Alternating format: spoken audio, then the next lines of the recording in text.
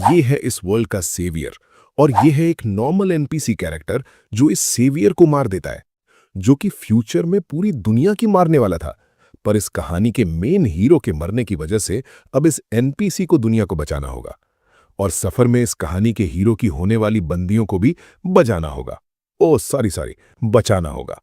तो ये सब 3 साल पहले शुरू हुआ था, जहां हमारी कहानी का प्रोटैगनिस्ट कॉरिन लॉक जो भी सो के उठा है, पर जैसे ही वो उसके रूम के विंडो से बाहर देखता है तो आगे का नजारा देख के वो थोड़ा शॉक हो जाता है। पर बाद में उसे रियलाइज हो जाता है कि वो एक हीरोइक लेजेंड ऑफ अरहान नाम के गेम में है, जिसे वो थोड़ी देर पहले खेल रहा था। हीरोइक लेजेंड ऑफ अरहान ये गेम अकेडमी में होने वाले खतरनाक मॉन्स्टर इवेंट्स और बहुत सारे एंडलेस इंसिडेंट्स पर बेस्ड था, और आखिर में इस गेम में इस वर्ल्ड का डिस्ट्रक्शन भी होता है। बट हम कॉरिन पे आए तो उसे इन सारी बातों से कुछ भी टेंशन नहीं है, क्योंकि उसे पता है कि इस गेम वर्ल्ड का हीरो इस दुनिया को बचा लेगा। और कॉरिन वो तो एक लेवल 1 का एनपीसी है जिसे इस गेम का प्रोटैगनिस्ट एक रेस्क्यू मिशन में बचाएगा। हालांकि कॉरिन इस दुनिया से बहुत खुश था, क्योंकि ये दुनिया नकली लग ही नहीं रही थी। अब कॉरिन सोचता है कि उसे इस दुनिया के प्रोटैगनिस्ट पाक सीहू को ढूंढना चाहिए, क्योंकि आगे चल के वो बहुत पावरफुल और रिच होने वाला है। इसलिए कॉरिन सोचता है कि उसके साथ रहना फायदे का सौदा होगा। और सरप्राइजिंगली उसे अगले ही पल पाक सीहू मिल भी जाता है। पर अगर सीहू पे आए, वो स्वीट पोटैटो और स्प्राइट की मांग कर रहा था। पर जैसे ही कॉरिन इस मॉडर्न डे फूड के नाम सुनता है, वो थोड़ा कंफ्यूज होता है, क्योंकि ऐसा कुछ तो इस गेम में नहीं था। और सीहू वो तो ये बड़बड़ा रहा था कि मैं खुद के लिए ही जीऊंगा। और इसके अगले ही पल कॉरिन भी उसका हाथ पकड़कर कहता है, और मैं भी। और कॉरिन समझ चुका था सीहू भी उसी की तरह एक ट्रांसमाइग्रेटर है जो उसी की दुनिया से आया है। इसके बाद एक बैटल में सीहू एक ड्रैगन को अपने मैजिक अटैक से मार देता है, और ड्रैगन मरने के रिवॉर्ड में उसे एक स्टेटस विंडो मिलती है, जो हर गेम प्रोटैगनिस्ट के पास होती है। बट प्रॉब्लम यह थी कि सीहू को पता नहीं था कि इसे कैसे यूज करते हैं। बट कॉरिन उसे गाइड करता है कि उसे इंटेलिजेंस स्टैट्स के साथ जाना चाहिए अगर वो मेज बनना चाहता है तो। और कॉरिन उसे अश्योर करता है कि वो इस गेम का प्रो प्लेयर है, जिसे सारे रास्ते और स्किल्स पता है। इसलिए वो उसे टेंशन फ्री रहने का सजेशन देता है, क्योंकि वो जब तक उसके साथ है तब तक कोई प्रॉब्लम नहीं होगी। पर जब कॉरिन ये सारी बातें कर ही रहा था तो उसके पीछे से एक मॉन्स्टर उस पर हमला कर देता है, पर सीहू उसे एक अटैक में ही खत्म कर देता है। और ऐसे ही कॉरिन और सीहू मॉन्स्टर्स को मारते हैं, और इन्हीं सारी बैटल्स में 3 साल निकल जाते हैं। और अभी कॉरिन और सीहू मॉन्स्टर की डेड बॉडी के झुंड के ऊपर बैठे थे, और कॉरिन की रिकवरी के लिए सीहू उसे एलिक्सर देता है, और कॉरिन उसे एक्सेप्ट करके पीने लगता है। पर एलिक्सर पीते पीते उसकी नजर अपने पार्टी मेंबर्स पे जाती है, जो सारे मेल्स थे। और कॉरिन को इससे ही प्रॉब्लम थी कि पार्टी में सारे मेल्स भरे हैं, जबकि इस गेम में एक से एक फीमेल कैरेक्टर भी हैं जिनके साथ तुम डेट भी कर सकते हो। पर सीहू उसे जब फीमेल्स की टीम में जरूरत पड़ती थी, तभी वो उन्हें टेम्पररी टाइम के लिए पार्टी में लेता था, जिसकी वजह से लास्ट में सारे मेल ही बच गए, जिन्हें देख के कॉरिन वो घिन आती है। पर एक बात से कॉरिन परेशान था कि इन 3 सालों में गेम स्टोरी इसकी ओरिजिनल स्टोरी के हिसाब से नहीं गई, क्योंकि इस गेम के कुछ मेन कैरेक्टर्स किसी अननोन रीजन से मारे गए, या कुछ कहीं गायब हो गए, और कुछ कभी स्टोरी में आए ही नहीं। बट कॉरिन को यह समझने में थोड़ी देर हो गई कि इसके पीछे उसके दोस्त सीहू का ही हाथ था। इसके बाद कॉरिन उसके सामने रखे स्टाफ को देख के शॉक था, क्योंकि ये स्टाफ इस गेम की मेन हीरोइन का था।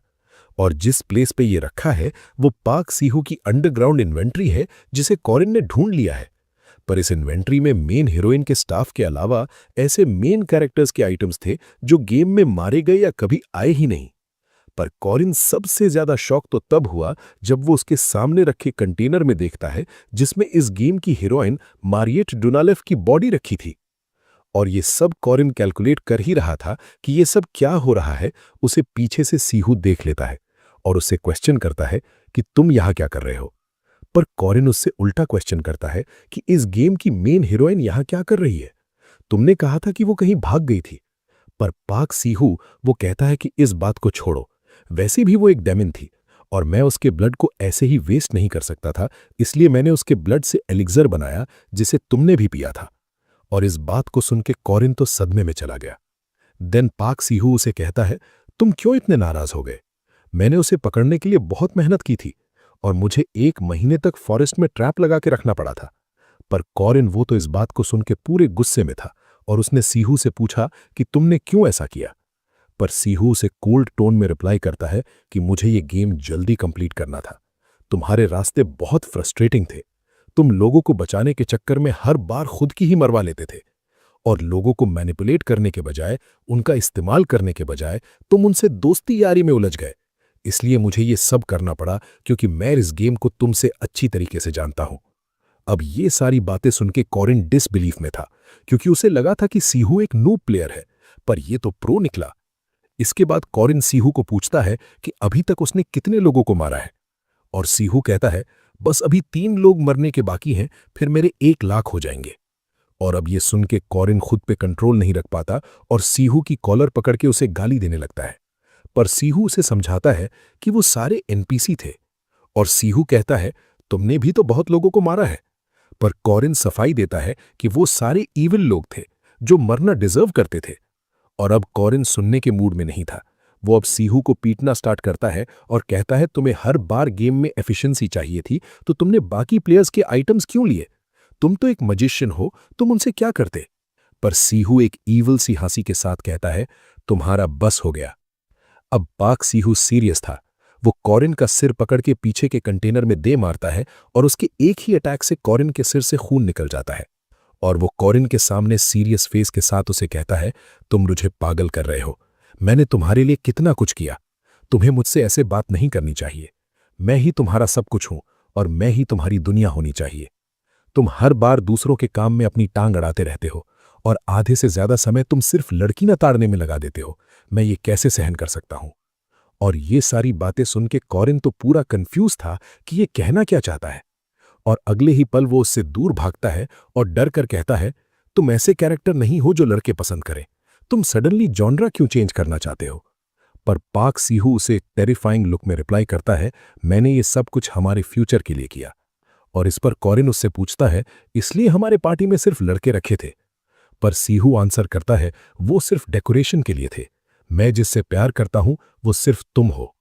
पर कॉरिन ये सब सुन के पाक सीहू के मुंह पे एक पंच लगा के यहां से भागने लगता है, और भागते वक्त वो यही सब सोच रहा होता है कि ये बड़ा खतरनाक इंसान है जिसने मेरी गांड ही मार ली थी, और मैंने अभी तक कोई गर्लफ्रेंड भी नहीं बनाई है। इससे पहले ये कुछ करे जल्दी यहां से निकल लेता हूं। पर ऐसा करने से पहले ही सीहू कॉरिन को अपने मैजिक अटैक से पकड़ लेता है और उसे कहता है तुम कहीं नहीं भाग सकते। तुम सिर्फ मेरे हो। इस नकली दुनिया में तुम ही एक असली चीज हो। पर कॉरिन तो उसकी तो इस सिचुएशन से तो फट के 4 हो चुकी थी। पर सीहू उसे कहता है एक बार ये फाइट खत्म हो जाए तो सब कुछ ठीक हो जाएगा। और ये कहने के साथ ही वो फाइनल बैटल के लिए चला जाता है। और कॉरिन पे आए तो सीहू ने उसे किसी डायमेंशन में कैद किया था। कॉरिन को इस बात की कंफर्मेशन थी कि सीहू फाइनल बॉस को हरा देगा, पर इससे भी ज्यादा कॉरिन इस बात से डरा था कि फाइनल बॉस के मरने के बाद उसका क्या होगा।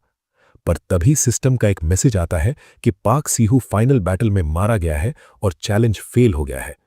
और इसके अगले ही पल कॉरिन फिर से 3 साल पहले के उसी टाइम में वापस आ जाता है जहां ये सब शुरू हुआ था। पर इस बार वो डरा हुआ और साथ ही गुस्से में था, और अब वो डिसाइड करता है कि इस बार वो सीहू को जिंदा नहीं छोड़ेगा। इसके बाद कॉरिन अपने पास्ट लाइफ का एक इंसिडेंट याद करता है जहां वो और सीहू एक मॉन्स्टर सब्जुगेशन मिशन पर थे। बट मिशन के दौरान एक डैम टूट गया था, और उस डैम के टूटने की वजह से वहां के सारे लोग और मॉन्स्टर्स पानी में डूब गए। पर उस टाइम सीहू उस नज़ारे को देख के खुश था। उस समय कॉरिन को लगा कि वो इस इंसिडेंट से शॉक में था, पर वो तो एक्चुअली उस समय खुश था, क्योंकि नॉर्मल लोग और मॉन्स्टर मरने से भी उसे एक्सपीरियंस पॉइंट्स मिलते हैं। अब कॉरिन को पता है कि सीहू किस तरह का घटिया इंसान है, और अभी कॉरिन को कॉन्फिडेंस है कि इस बार वो उसे रोक सकता है, क्योंकि वो दोनों अभी सेम ही लेवल पे हैं। बस कॉरिन ये चाहता है कि वो मरकाबा अकेडमी में न पहुंचे, क्योंकि वही एक ऐसी जगह है जहां से वो और स्ट्रांग बनेगा। और अकेडमी के एंट्रेंस के लिए 5 दिन का टाइम है, इसलिए कॉरिन उसे रोकने के लिए जा रहा है। और रास्ते में उसे कुछ मशरूम्स भी दिखते हैं, तो वो उन्हें भी तोड़ के अपने साथ ले जाता है। इसके बाद हम एक फॉरेस्ट को देखते हैं जहां 2 नाइट्स ने एक मॉन्स्टर को मारा होता है, और वो किसी इंसान को मदद करने के लिए थैंक्स करते हैं, और ये कोई नहीं, पाक सीहू था।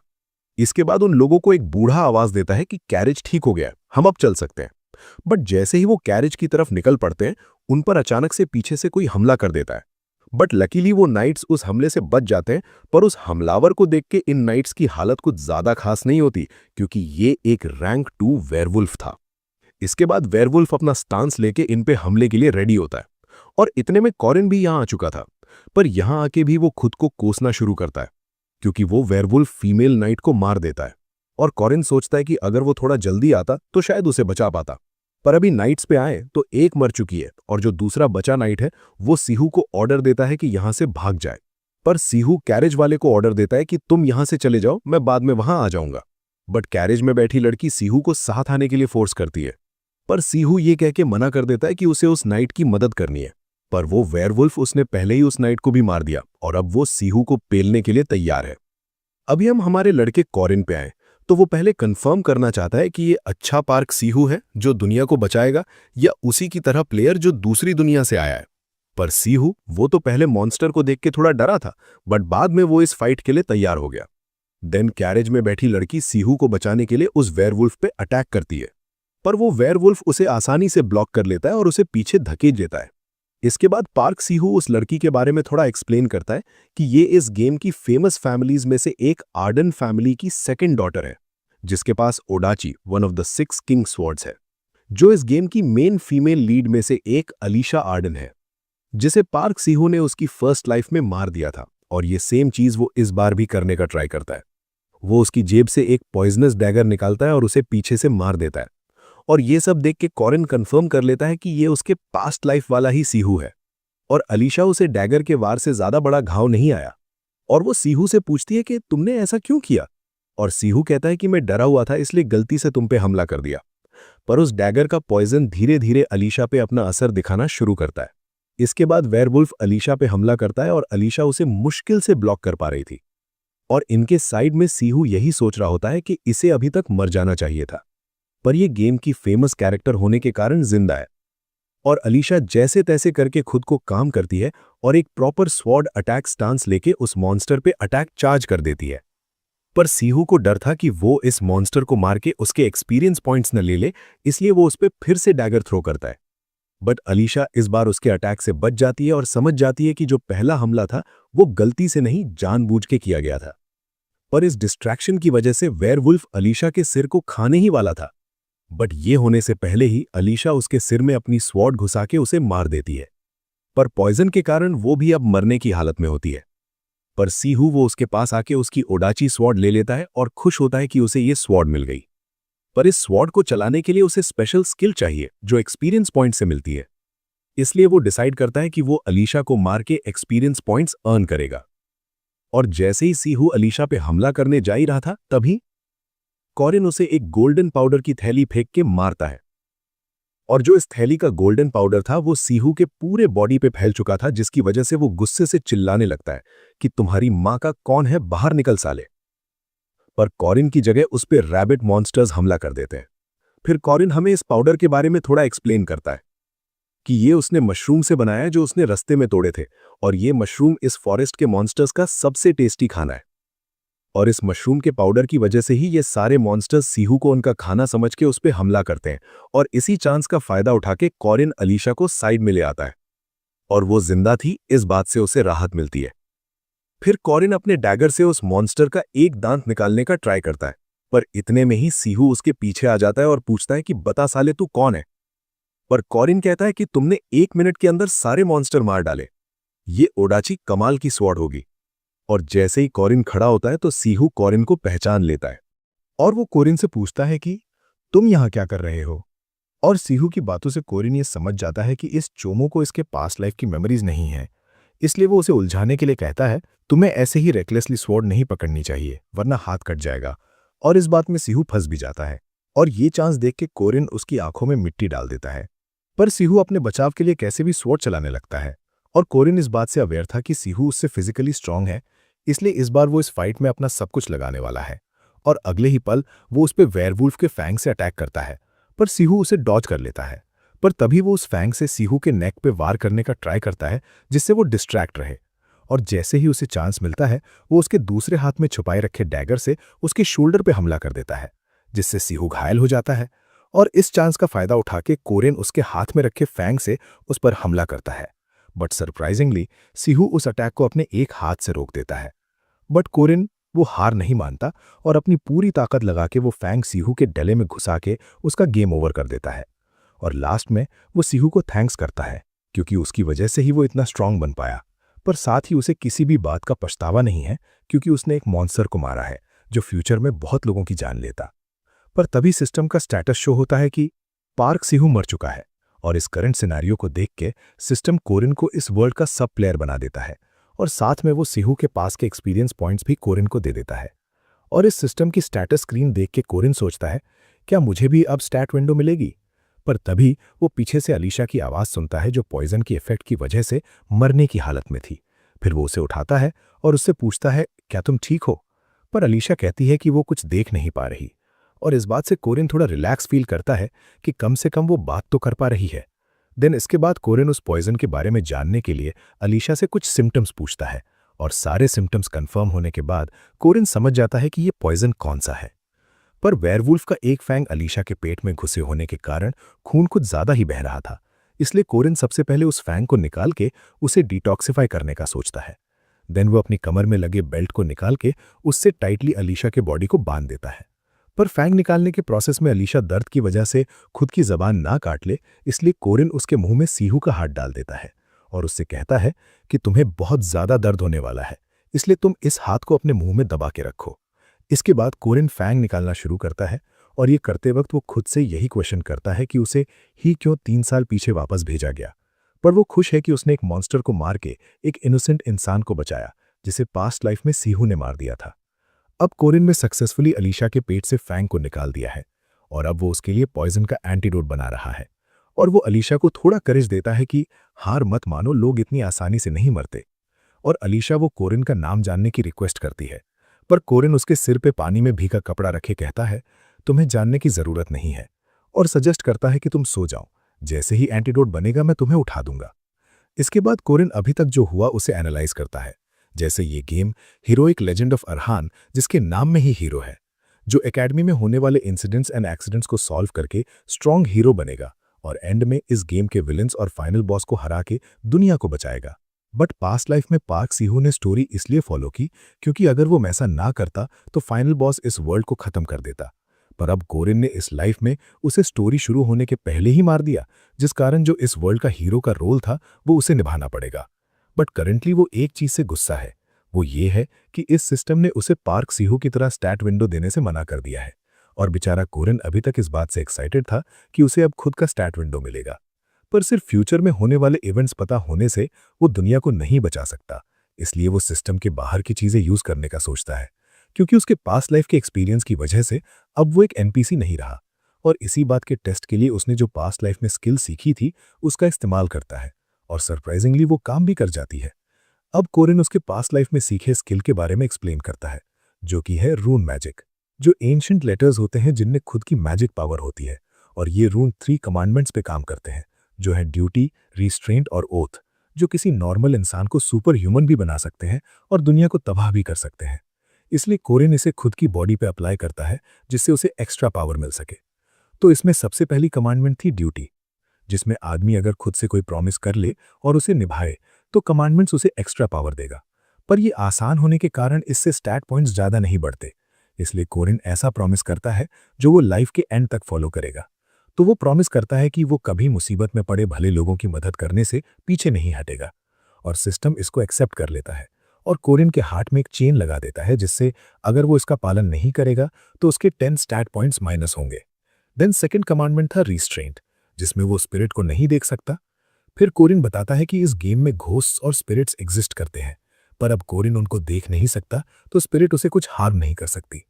और लास्ट कमांडमेंट थी ओथ, और कोरिन इस लास्ट कमांडमेंट के बारे में एक्सप्लेन करता है कि इस कमांडमेंट में बहुत ज्यादा रिस्क है, इसलिए पार्क सीहू और उसने इसे पास्ट लाइफ में यूज नहीं किया था। पर पार्क सीहू के पास सिस्टम होने के बावजूद वो फाइनल बॉस से हार गया, इसलिए कोरिन इस बार इसका यूज करने से नहीं डरता और वो दुनिया को बचाएगा ये ओथ ले लेता है। और इसी के साथ सारे कमांडमेंट कोरिन के हार्ट में लॉक हो जाते हैं। पर अगर कोरिन इस कमांडमेंट का पालन करने में नाकाम रहा तो ये कमांडमेंट उसकी जान ले लेगा। देन इसके बाद हम अलीशा को देखते हैं, जो अभी नींद से जागी होती है। पर जैसे ही वो उठने का ट्राई करती है, उसे लगी चोट की वजह से उसे उठने में प्रॉब्लम होती है और उसे जागा हुआ देख के साइड में खड़ी नर्स भी खुश होती है। देन अलीशा उस नर्स को पूछती है कि वो कहाँ है, और नर्स बताती है कि वो मेरकबा सिटी हॉस्पिटल है। उसके बाद वो नर्स को कॉरिन के बारे में पूछती है, पर नर्स बताती है कि वो कब का चला गया, और ये बात बेचारी अलीशा को उदास करती है। पर नर्स उसे अभी हिलने डुलने से मना करती है। इसके बाद उसकी नज़र उसके सामान की तरफ जाती है, जिसमें कॉरिन का बेल्ट भी था, और अलीशा उस बेल्ट को अपने हाथों में पकड़ती है और उसे सीरियसली घूरती रहती है। देन वो अचानक से साइड में खड़ी नर्स को आवाज़ देती है, जिससे वो थोड़ी डर जाती है, और अलीशा उससे कहती है, यहाँ कोई ऐसी जगह है जहाँ मुझे हनी बॉम्ब कैंडी मिलेगी? और नर्स वो तो पहले कंफ्यूज होती है, पर बाद में वो उससे कहती है कि वो अभी सिर्फ स्टू ही खा सकती है। अब फाइनली मेरकबा अकेडमी के एंट्रेंस सेरेमनी का दिन आ जाता है, और कॉरिन अकेडमी में एंटर करने के लिए उसका पास ढूंढ रहा होता है। पर तभी उसे उसके पॉकेट में उसकी माँ का लेटर मिलता है, जिसे पढ़ के कॉरिन थोड़ा भावुक हो जाता है और उस समय को याद करता है जब वो इस दुनिया में आया था। पहले पहले तो वो इन लोगों से डरा हुआ था, पर उसकी फैमिली ने उसे वो जैसा था उसे वैसा एक्सेप्ट किया, और बाद में कॉरिन भी अपनी फैमिली को प्यार करने लगा। और यही डिफरेंस था जो सीहू में और उसमें था। इसके बाद हम अकेडमी के ट्रेन स्टेशन को देखते हैं, जहां सारे स्टूडेंट्स अपनी अपनी ट्रेन ढूंढ रहे थे। इसके बाद एक लड़की सबको आवाज देती है कि यहाँ आए, और ये इस गेम की फीमेल लीड्स में से एक थे, मैरियट डनलिफ। इसके बाद वो कॉरिन से मिलती है और उसकी थोड़ी तारीफ करके उसे एक पोटैटो ऑफर करती है, और बाद में सबको अकेडमी की सैर कराने के लिए ले जाती है। और सैर के दौरान वो सारे स्टूडेंट्स को अकेडमिक फैसिलिटीज के बारे में समझा रही होती है। और इसी दौरान कॉरिन थोड़ा मैरियट के बारे में बताता है कि वो एक first class second year Merkaba academy की मेज है, पर साथ ही में वो इस गेम के फर्स्ट एक्ट की फाइनल बॉस है। इसके बाद सारे स्टूडेंट्स अकेडमी पहुंच जाते हैं, और मैरियट वो सबको लक विश करके वहां से चली जाती है। और अब हम मेरकबा अकेडमी के इंटीरियर को देखते हैं, जहां किसी रूम में सारे स्टूडेंट्स जमा थे, बट कॉरिन को छोड़ के बाकी सब की फटके 4 हो रखी थी। और इसके अगले ही पल सारे स्टूडेंट्स हवा में उड़ने लगते हैं, पर कॉरिन वो अब भी काम था। फिर कॉरिन थोड़ा मेरकबा अकेडमी के बारे में बताता है कि इस दुनिया के लोग एंशिएंट टाइम से ईवल ट्राइब से लड़ते आ रहे हैं, और इस लड़ाई में जो सबसे इफेक्टिव वेपन था वो थे सुपर ह्यूमंस, जो ऑरा और मैना यूज कर सकते थे। और मेरकबा अकेडमी ऐसे ही स्टूडेंट्स ट्रेन करने का काम करती है। इसके बाद एक आदमी सारे स्टूडेंट्स को आवाज देता है और खुद को प्रोफेसर फर्मैक डैमन करके इंट्रोड्यूस करता है, जो इस बार इनका ट्रेनिंग इंस्ट्रक्टर था। पर कॉरिन पे आए तो वो इसे देख के खुश था, और फर्मैक वो एक लंबा चौड़ा भाषण देने के बाद सबको उनकी रैंक डिस्ट्रीब्यूट करता है, जहां कॉरिन की रैंक 6th थी, एंड मैना और एबिलिटी सारी लो थी, जिसे देख के वो कुछ ज्यादा खुश नहीं था। इसके बाद फर्मैक सबको उनकी रैंक नंबर के हिसाब से लाइन में लगने को कहता है, और एक डेविल स्माइल के साथ सबको गुड लक विश करता है। और इसके अगले ही पल सारे स्टूडेंट्स वहां से टेलीपोर्ट हो जाते हैं। इसके बाद हम कुछ स्टूडेंट्स को देखते हैं जो फर्स्ट और सेकंड रैंक के थे, और एक येलो हेयर वाली इंस्ट्रक्टर इन लोगों के टेस्ट को मेजर करने से मना करती है। और अगर सेकंड रैंक के स्टूडेंट्स को देखें तो इनमें granddaughter of the sword genius की अलीशा अर्डेन, एवलोएंस ड्रूइड की यूएल, मर्सनरी ऑफ स्वॉर्ड कंट्रोल का ड्रोन वॉर्स्की, एंड गोलम सॉर्सरर क्रैनल लूडन था। और फर्स्ट रैंक में सिर्फ एक ही स्टूडेंट थी, जो कि एक हेवनली यक्षा ह्वारन थे, जिसे देख के वो येलो हेयर वाली इंस्ट्रक्टर थोड़ी सरप्राइज थी, क्योंकि उसे नहीं लगा था कि वो भी इस बार एकेडमी में होगी। देन हम एक आदमी को देखते हैं जो इस टेस्ट का इंचार्ज था, और वो यही कहता है कि इन 6th रैंक के स्टूडेंट्स का टेस्ट करने का क्या फायदा है, और उनको इस टेस्ट से बाहर निकालने का सोचता है।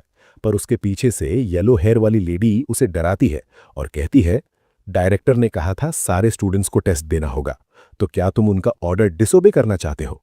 और उसकी बातों से डर के वो 6th रैंक स्टूडेंट्स का टेस्ट स्टार्ट कर देता है।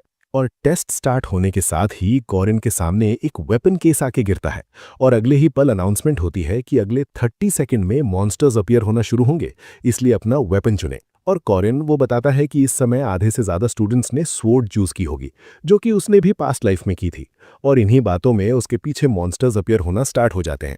पर कॉरिन कहता है कि एक स्पीयर को सीखने के लिए 100 दिन लगते हैं, और एक ब्लेड को सीखने के लिए 1000 दिन, पर एक स्वॉर्ड को सीखने के लिए 10,000 दिन। और इसलिए वो स्पीयर को चूज करता है और उन मॉन्स्टर्स के ऊपर हमला कर देता है, जिसके एक अटैक में ही एक मॉन्स्टर खत्म हो जाता है, और उसके साइड वाला मॉन्स्टर ये देख के उसकी भी फट जाती है। बट कॉरिन इसके अगले ही पल बिना रुके सारे मॉन्स्टर्स को विदिन मिनट में मार देता है। और अब सारे मॉन्स्टर मारने के बाद वो अपना स्पीयर उन मॉन्स्टर के बॉडी से निकालता है, और इन सारे मॉन्स्टर्स को मारने में उसे सिर्फ 12 सेकेंड्स ही लगे थे। देन वो अपनी पास्ट लाइफ को याद करता है, जहां वो इन हाउंड्स में से एक को भी मार नहीं पाया था, पर ये टाइम डिफरेंट है, इस बार वो सबको मारेगा। देन इसके बाद वो नेक्स्ट मॉन्स्टर का इंतजार करता है, पर 5 मिनट होने के बावजूद कोई भी मॉन्स्टर नहीं आता, जिससे वो नर्वस होता है और सोचता है कहीं सिस्टम में कोई खराबी तो नहीं आ गई। पर हम इस सिस्टम को कंट्रोल कर रहे इंस्ट्रक्टर पर आए तो वो इन सारे स्टूडेंट्स के परफॉर्मेंस से नाखुश था, क्योंकि जब वो इन स्टूडेंट्स की उम्र का था उसने सारे मॉन्स्टर्स को 1 मिनट के अंदर ही खत्म कर दिया था और सारे 5th रैंक के स्टूडेंट्स ही इतना बेकार परफॉर्म कर रहे हैं, तो इंस्ट्रक्टर को लगा कि 6th रैंक वाले क्या ही उखाड़ लेंगे। पर जैसे ही उसकी नज़र स्क्रीन की तरफ जाती है, वहां कोरिन सारे मॉन्स्टर्स को मार के आराम कर रहा था और ये देख के उस इंस्ट्रक्टर को लगा कि शायद कोरिन के टेस्ट के लिए मॉन्स्टर समन ही नहीं हुए। पर वो उसे बग समझता है और कोरिन के लड़ने के लिए सेम हाउंड्स को भेजता है और फिर बाकी स्टूडेंट्स की परफॉर्मेंस देखने चला जाता है। बट कोरिन वो फिर से विद इन मिनट में इन सारे हाउंड्स को खत्म कर देता है और इंस्ट्रक्टर पर आए तो वो इस अनाउंसमेंट को सुन के खुश था कि किसी ने 7 मिनट में इस टेस्ट को क्लियर कर लिया। पर जब वो वापस कोरिन की स्क्रीन की तरफ देखता है, वो कोरिन को फिर से आराम करता पाता है, जहां वो फिर शॉक हो जाता है और उसे लगता है कि सिस्टम में ही कुछ गड़बड़ है। इसलिए वो हेल्प के लिए अपने साथी इंस्ट्रक्टर को चेक करने के लिए कहता है। बट साथी इंस्ट्रक्टर सिस्टम चेक करके कहता है, नहीं, ये 20 साल में कभी खराब नहीं हुआ तो अब कैसे होगा। पर वो इंस्ट्रक्टर मानने से मना कर देता है, क्योंकि उसका मानना यह था कि कोरिन जैसा 6th रैंक बहुत पहले ही एलिमिनेट हो जाना चाहिए था। इसलिए उसे लगा कि मॉन्स्टर ही समन नहीं हुए होंगे। पर वो साथी इंस्ट्रक्टर उससे पूछता है, क्या तुमने चेक किया था कि मॉन्स्टर समन हुए या नहीं। पर उस इंस्ट्रक्टर के इस चेहरे को देख के वो समझ जाता है कि उसने नहीं किया और वो कोरिन के टेस्ट के लिए वही सेम हाउंड फिर भेज देते हैं, जिसे फिर से देख के कोरिन इरिटेट हो चुका था। पर इस बार वो बिना टाइम वेस्ट किए एक साथ 3 स्पीयर फेंक के सारे हाउंड्स को 7.3 सेकंड्स में खत्म कर देता है और इस किलिंग स्पीड को देखकर दोनों इंस्ट्रक्टर के होश उड़ जाते हैं। देन एक इंस्ट्रक्टर फॉर्मैक से पूछता है कि 3rd और 4th रैंक के स्टूडेंट्स ने कितने टाइम में इन हाउंड्स को खत्म किया और फॉर्मैक बताता है कि जेगर नाम के लड़के ने 3 मिनट और 30 सेकंड्स में सारे हाउंड्स को खत्म किया। और फॉर्मैक पूछता है, तुम ये क्यों पूछ रहे हो। बट इंस्ट्रक्टर कुछ नहीं कह के बात टाल देता है और कोरिन से लड़ने इस बार 4th रैंक के बोर को भेज देता है, जिसे कोरिन सिर्फ 3.7 सेकंड्स में हरा देता है और next 3rd rank monster owl bear को भेजता है, जो कि कोरिन को अच्छी खासी टक्कर दे रहा था। पर कोरिन इस बार अपने रून मैजिक केनाज का इस्तेमाल करता है, जिससे वो आउल बेयर आग से जलने लगता है और इस रून मैजिक को देखकर सारे इंस्ट्रक्टर के साथ फॉर्मैक भी थोड़ा सरप्राइज हो जाता है। पर आउल बेयर पे इस अटैक का कुछ ज्यादा असर नहीं होता और वो कोरिन पे फिर से अटैक करता है। पर कोरिन इस अटैक को ब्लॉक करके आउल बेयर के सिर के ऊपर जाता है और नेक्स्ट अटैक में उस आउल बेयर को भी मार देता है। और इस बैटल को देखकर साथी इंस्ट्रक्टर वो थोड़ा शॉक था कि सिर्फ एक 6th रैंक वाले बच्चे ने कैसे उस 3rd रैंक मॉन्स्टर को मार दिया। और अब कोरिन और ईविल स्पिरिट की फाइट देखने के लिए वो एक्साइटेड था और इसके नेक्स्ट ही पल कोरिन के सामने एक 5th रैंक का ईविल स्पिरिट अपीयर होता है और कोरिन भी फील करता है कि उसके सामने कुछ तो अपीयर हुआ है, पर उसके रिस्ट्रेंट कमांडमेंट की वजह से वो स्पिरिट को देख नहीं सकता और ना ही स्पिरिट उसे कुछ हार्म कर सकती है। इसलिए वो 1 मिनट तक काउंट करता है, पर वो स्पिरिट से लड़ नहीं सकता, इसलिए वो इस मैच से विड्रॉ कर लेता है। और बाद में कोरिन उस इंस्ट्रक्टर के सामने खड़ा होता है, जैसे वो उसे शाबाशी देगा। बट इंस्ट्रक्टर तो कोरिन की परफॉर्मेंस देख के शॉक था। इसके बाद सारे स्टूडेंट्स उनके रिजल्ट्स देखने के लिए एक जगह इकट्ठा होते हैं और उसी बीच कोरिन की नज़र एक लड़के पे जाती है जो छाती चौड़ी करके खड़ा था, जो इस गेम का एक एनपीसी जेगर हिंच पीटर था। और कोरिन के पास्ट लाइफ में जेगर ने सीहू के साथ कुछ ज्यादा ही खुजाया था, इसलिए सीहू ने उसका पत्ता ही साफ कर दिया था। हालांकि कोरिन भी मानता है कि जेगर कुछ ज्यादा ही नालायक बच्चा है। बाद में वो दूसरे लड़के को देखता है जो लार्क था, जिसे स्टूडेंट्स मॉक कर रहे थे क्योंकि वो 5th रैंक का होने के बावजूद किसी भी मॉन्स्टर को नहीं मार पाया। और पास्ट लाइफ में इसने भी सीहू के साथ खुजाने के कारण सीहू ने इसका भी राम नाम सत्य कर दिया था। इसके बाद एक वॉइस सडनली सबका अटेंशन ग्रैब करती है, जो इस एकेडमी के डायरेक्टर एरियू कसार की थी और सारे स्टूडेंट्स को आज के उनके परफॉर्मेंस के लिए कंग्रेचुलेट करते हैं। और आगे वो कंटिन्यू करते हैं कि यहाँ के सारे प्रोफेसर्स आपकी मदद के लिए हमेशा तैयार रहेंगे। और यही सब कह के अपनी मोटिवेशनल स्पीच खत्म कर देते हैं और इसके बाद सारे स्टूडेंट्स अपने काम पर निकल पड़ते हैं। इसके बाद हम जेगर पे आते हैं, जो लार्क को नोटिस करता है, जो एक कॉर्नर में अपनी एक बुक पढ़ रहा था और बाद में उसके पास जाके उसे धमकी भरे टोन में उससे उसकी रैंक पूछता है। और इस बर्ताव से बेचारा लार्क थोड़ा डर जाता है। पर तभी कोरिन की नज़र लार्क पे जाती है, जिसे जेगर उसके टेस्ट के रिजल्ट के लिए चढ़ा रहा था। और इस मामले को सॉर्ट आउट करने के लिए कोरिन जेगर के पीछे से आके उसके कंधे पे हाथ रखता है और उसके टैटू के बारे में पूछता है और थोड़ी उसकी तारीफ भी करता है, जिससे जेगर भी इंप्रेस होकर उसे बताने लगता है कि ये उसकी माँ ने बनाया है, जो कि टैटू आर्टिस्ट है। और कोरिन स्माइल के साथ उससे पूछता है, क्या ऐसे टैटू तुम्हारे बॉडी पर कहीं और भी हैं। बट उसे अपने पास्ट लाइफ का एक पल याद आता है, जहां जेगर की माँ उसे ढूंढ रही थी क्योंकि वो मिसिंग था और जेगर का गर्दन का टैटू शो के लिए नहीं, बल्कि उसकी माँ ने उसके लड़के के सेफ्टी के लिए बनाया था। और अभी प्रेजेंट पे आए तो जेगर अपने सारे टैटूज कोरिन को खुशी से दिखा रहा था। और इसके बाद कोरिन अपना नाम उसे बताता है और जेगर भी रिप्लाई में उसे अपना नाम बताता है। और इसके बाद कोरिन साइड बैठे लार्क से उसका नाम पूछता है और ऐसे ही बातें करते करते ये दोस्त बन जाते हैं। और ये सब अलीशा पीछे से देख के खुश थी कि कैसे कोरिन ने लार्क को बुली होने से बचाया, जिससे कोरिन उसे अच्छा इंसान लगा। और कोरिन भी इस बात से खुश था कि वो लार्क पे अपना गुड इंप्रेशन छोड़ पाया, क्योंकि वो आगे चल के उसे अपने फायदे के लिए इस्तेमाल करने वाला था। पर अलीशा, वो तो कोरिन के इस भयानक स्माइल से भी इंप्रेस थी कि इसकी स्माइल कितनी प्यारी है। इसके बाद कोरिन थोड़ी मर्कबा एकेडमी की तारीफ करता है, क्योंकि यहाँ सारी फैसिलिटीज फ्री में मिलती हैं, जैसे कि यहाँ का कैफेटेरिया बाहर से सस्ता है और यहाँ रहने के लिए डॉर्म्स भी फ्री मिलते हैं। पर इनमें अगर सबसे ज्यादा कोरिन को जो चीज पसंद है वो है ट्रेनिंग रूम, क्योंकि यहाँ इम्पॉसिबल ट्रेनिंग भी पॉसिबल हो जाती है। क्योंकि कोरिन स्पिरिट्स को देख नहीं सकता, पर इस ट्रेनिंग रूम फैसिलिटीज की वजह से कोरिन स्पिरिट्स से लड़ सकता है। और कोरिन को इस तरह की ट्रेनिंग करता देख दो स्टूडेंट्स उसका मजाक बनाते हैं, ये कह के कि स्टूडेंट्स तो यहाँ प्रैक्टिस करने उनके सेकंड सेमेस्टर में आते हैं, शायद इसने किसी से इस ट्रेनिंग के बारे में सुना होगा। और उसका साथी भी उसके सपोर्ट में कहता है, हाँ, इवन हम सेकेंड ईयर के यहाँ टिक नहीं पाते तो ये कहाँ टिकेगा। और उनके पीछे खड़ी मैरियट वो भी कोरिन को ही देख रही थी।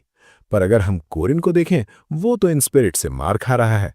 देन इसके बाद कोरिन को एक इंस्ट्रक्टर आवाज देता है, जिसे लास्ट टाइम कोरिन और स्पिरिट की फाइट देखने को नहीं मिली थी।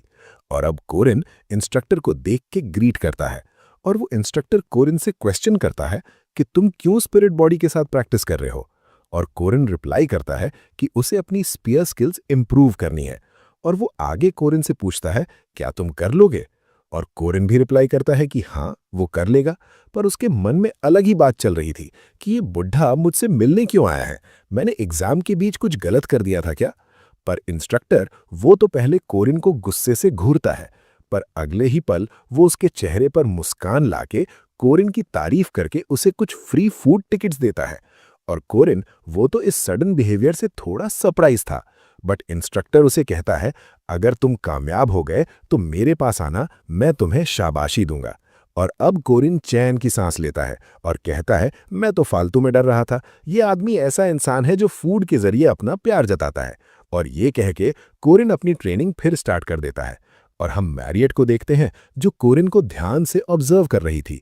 और कोरिन वो स्पिरिट के साथ अपनी फाइट को कंटिन्यू करता है, बट स्पिरिट उसे एक अटैक में ही दूर फेंक देती है। और जब कोरिन फ्लोर पे गिरा हुआ था तो उसके चेहरे के ऊपर मैरियट एक रुमाल रख देती है और पूछती है, क्या ये हार्ड है? और कोरिन रिप्लाई करता है, हाँ, कुछ ज्यादा ही। इसके बाद वो अपने मैजिक से ग्लास में पानी भर के कोरिन को पीने के लिए देती है और उसे मोटिवेट करने के लिए कहती है, तुम्हें बार बार इसे ट्राई करना होगा, तब जाके तुम इसे अगली बार अच्छे से कर पाओगे। पर कोरिन कहता है, अगली बार? मेरे पास 3 साल थे और पार्क सीहू भी, जिसके पास स्टैट विंडो और कॉम्बिनेशन विंडो थी, जिससे वो पोशंस और स्किल बुक्स बनाता था।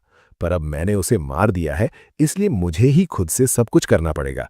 और इसके बाद कोरिन मैरियट को थैंक्स बोल के उसे उसका ग्लास वापस कर देता है और मन में ठान लेता है कि वो स्ट्रांग बनेगा। और इसके लिए कोरिन सबसे पहले उसकी लिमिट फाइंड करने का ट्राई करता है, क्योंकि वो जानना चाहता है कि वो अपनी पास्ट लाइफ की कितनी एबिलिटीज इस लाइफ में यूज कर सकता है।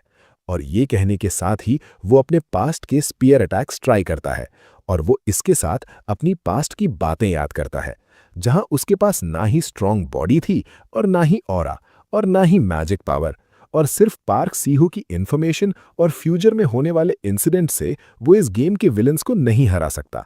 और इसी कारण से उसने पास्ट लाइफ में सबसे ज्यादा मेहनत की और इसलिए उसे भरोसा है कि उसकी पिछली 3 साल की मेहनत उसे धोखा नहीं देगी।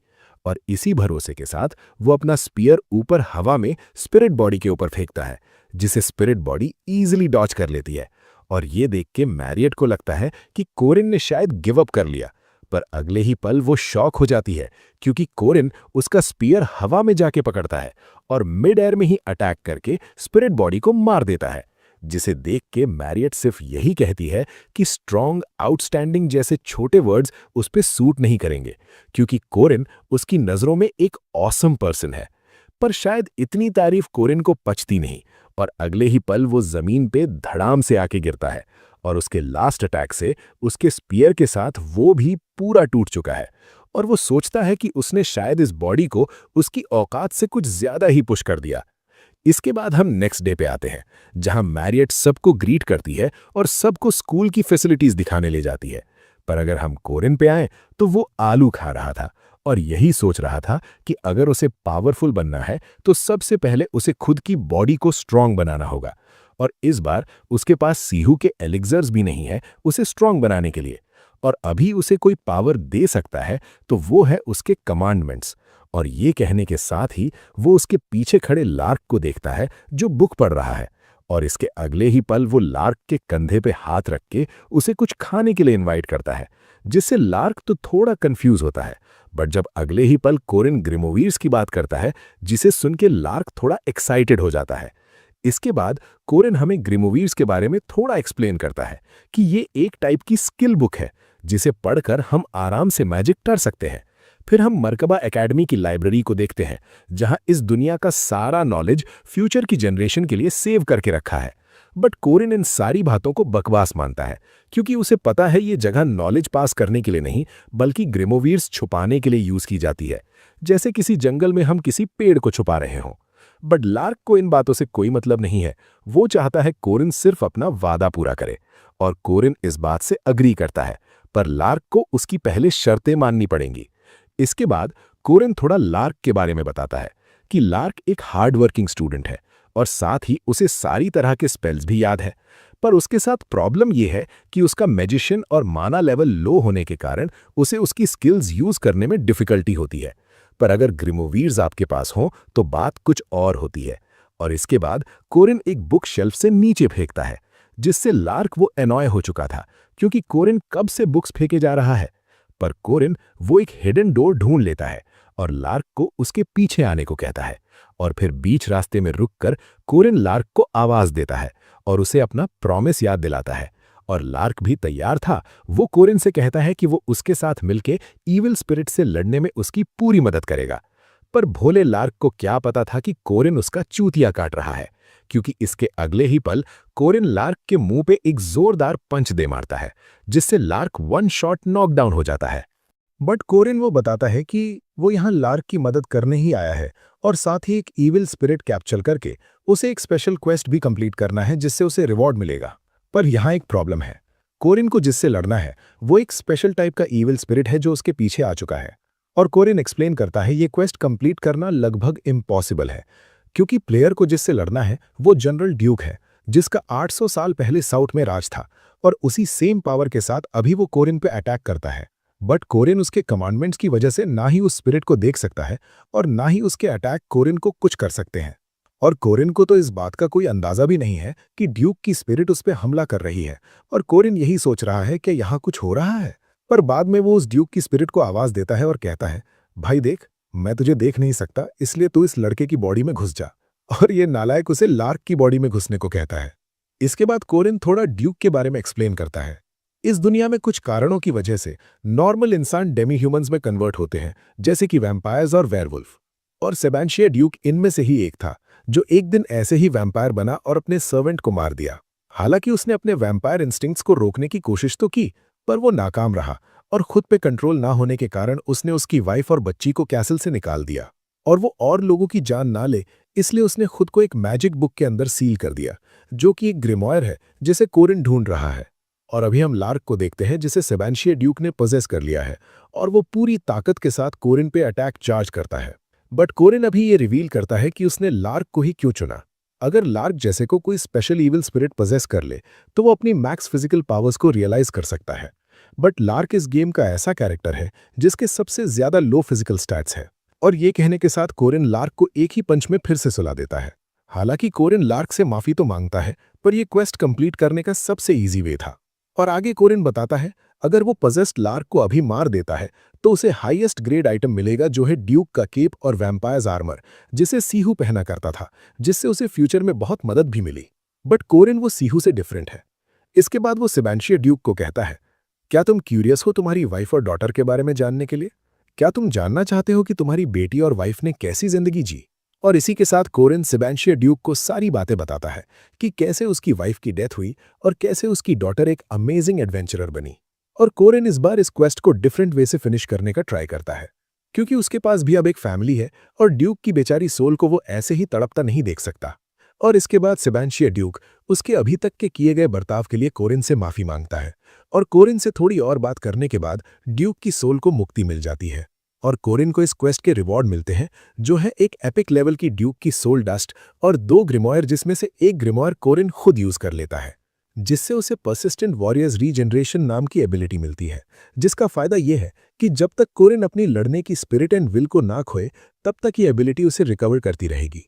और कोरिन याद करता है ये सेम एबिलिटी उस चमन चुतिए सीहू के पास भी थी, पर उसे कभी चोट लगती ही नहीं थी, इसलिए कोरिन को नहीं पता कि ये एबिलिटी उसे कितना रिकवर कर सकती है। और अब फाइनली लार्क भी होश में आ जाता है और कोरिन उसे बताता है कि तुम्हें ईविल स्पिरिट ने पजेस कर लिया था। पर लार्क उससे क्वेश्चन करता है, क्या किसी का मुंह भी सूज जाता है जब कोई ईविल स्पिरिट किसी को पोजेस करे? पर कोरिन वो तो भोले बनने का नाटक करते हुए कहता है, हाँ शायद होता होगा। और फिर कोरिन लार्क को ग्रिमॉयर देता है, जिसे देख के लार्क सरप्राइज था और वो कहता है, क्या मैं सच में इसे ले सकता हूँ? और कोरिन अपना लास्ट रीजन बताता है कि उसने लार्क को क्यों चुना, क्योंकि वो देखना चाहता था कि जो लोग हार्ड वर्क करते हैं तब उन्हें भी रिवॉर्ड मिले तो कैसा लगता है। और इसके साथ उसकी कमांडमेंट ड्यूटी उसे भले लोगों की मदद करने के लिए रिवॉर्ड देती है, जो कि 80 स्टैट्स पॉइंट्स होते हैं, जिसे देख के कोरिन शॉक था, क्योंकि इस गेम में लेवल अप करने पर सिर्फ 5 ही स्टैट पॉइंट्स मिलते हैं, और जो ये स्टैट पॉइंट्स उसे अभी मिले हैं वो उसे 16 बार लेवल अप करने पे मिलते। पर कोरिन अब इन सारी बातों को इग्नोर करके लार्क को उठा के ले जा रहा होता है, और इसके साथ ही ये क्वेस्ट भी डिसअपियर होना स्टार्ट हो जाती है। और हम देखते हैं कि क्यों कोरिन को 80 स्टैट पॉइंट्स मिले, क्योंकि उसने लार्क के साथ साथ ड्यूक की भी मदद की। इसके बाद हम फिर से ट्रेनिंग रूम को देखते हैं, जहां मारियट कुछ कुत्तों को कुछ लड़कों को आलू बांट रही होती है, और बाद में वो कोरिन के पास जाके उससे पूछती है, क्या तुम आज भी स्पिरिट बॉडी से फाइट करने के लिए जाओगे? और कोरिन उसे हाँ में रिप्लाई देता है, और मारियट वो कोरिन से कहती है, मुझे तुम पे भरोसा है और मैं तुम्हें यहां से चीयर भी करूंगी। पर ये लवी डवी सीन देख के उन आलू खा रहे कुत्तों की उन लड़कों की जलने लगती है, और वो मारियट से कहते हैं, वो सिर्फ एक फर्स्ट ईयर का स्टूडेंट है, वो कुछ नहीं कर पाएगा, उसे झूठी आशा मत दो। पर मारियट एक कॉन्फिडेंट स्माइल के साथ उन्हें रिप्लाई देती है, तो ऐसी बात है। और ये कहने के साथ वो कोरिन के ऊपर 2 गोल्ड कॉइन का सट्टा लगा देती है, जिससे एक्साइटेड होकर सारे लोग अपने पैसे कोरिन की हार के ऊपर लगा देते हैं। पर कोरिन इनकी हरकतों से चिढ़ा हुआ था, क्योंकि वो यहाँ प्रैक्टिस करने आया था, ना कि खुद पे सट्टा लगवाने।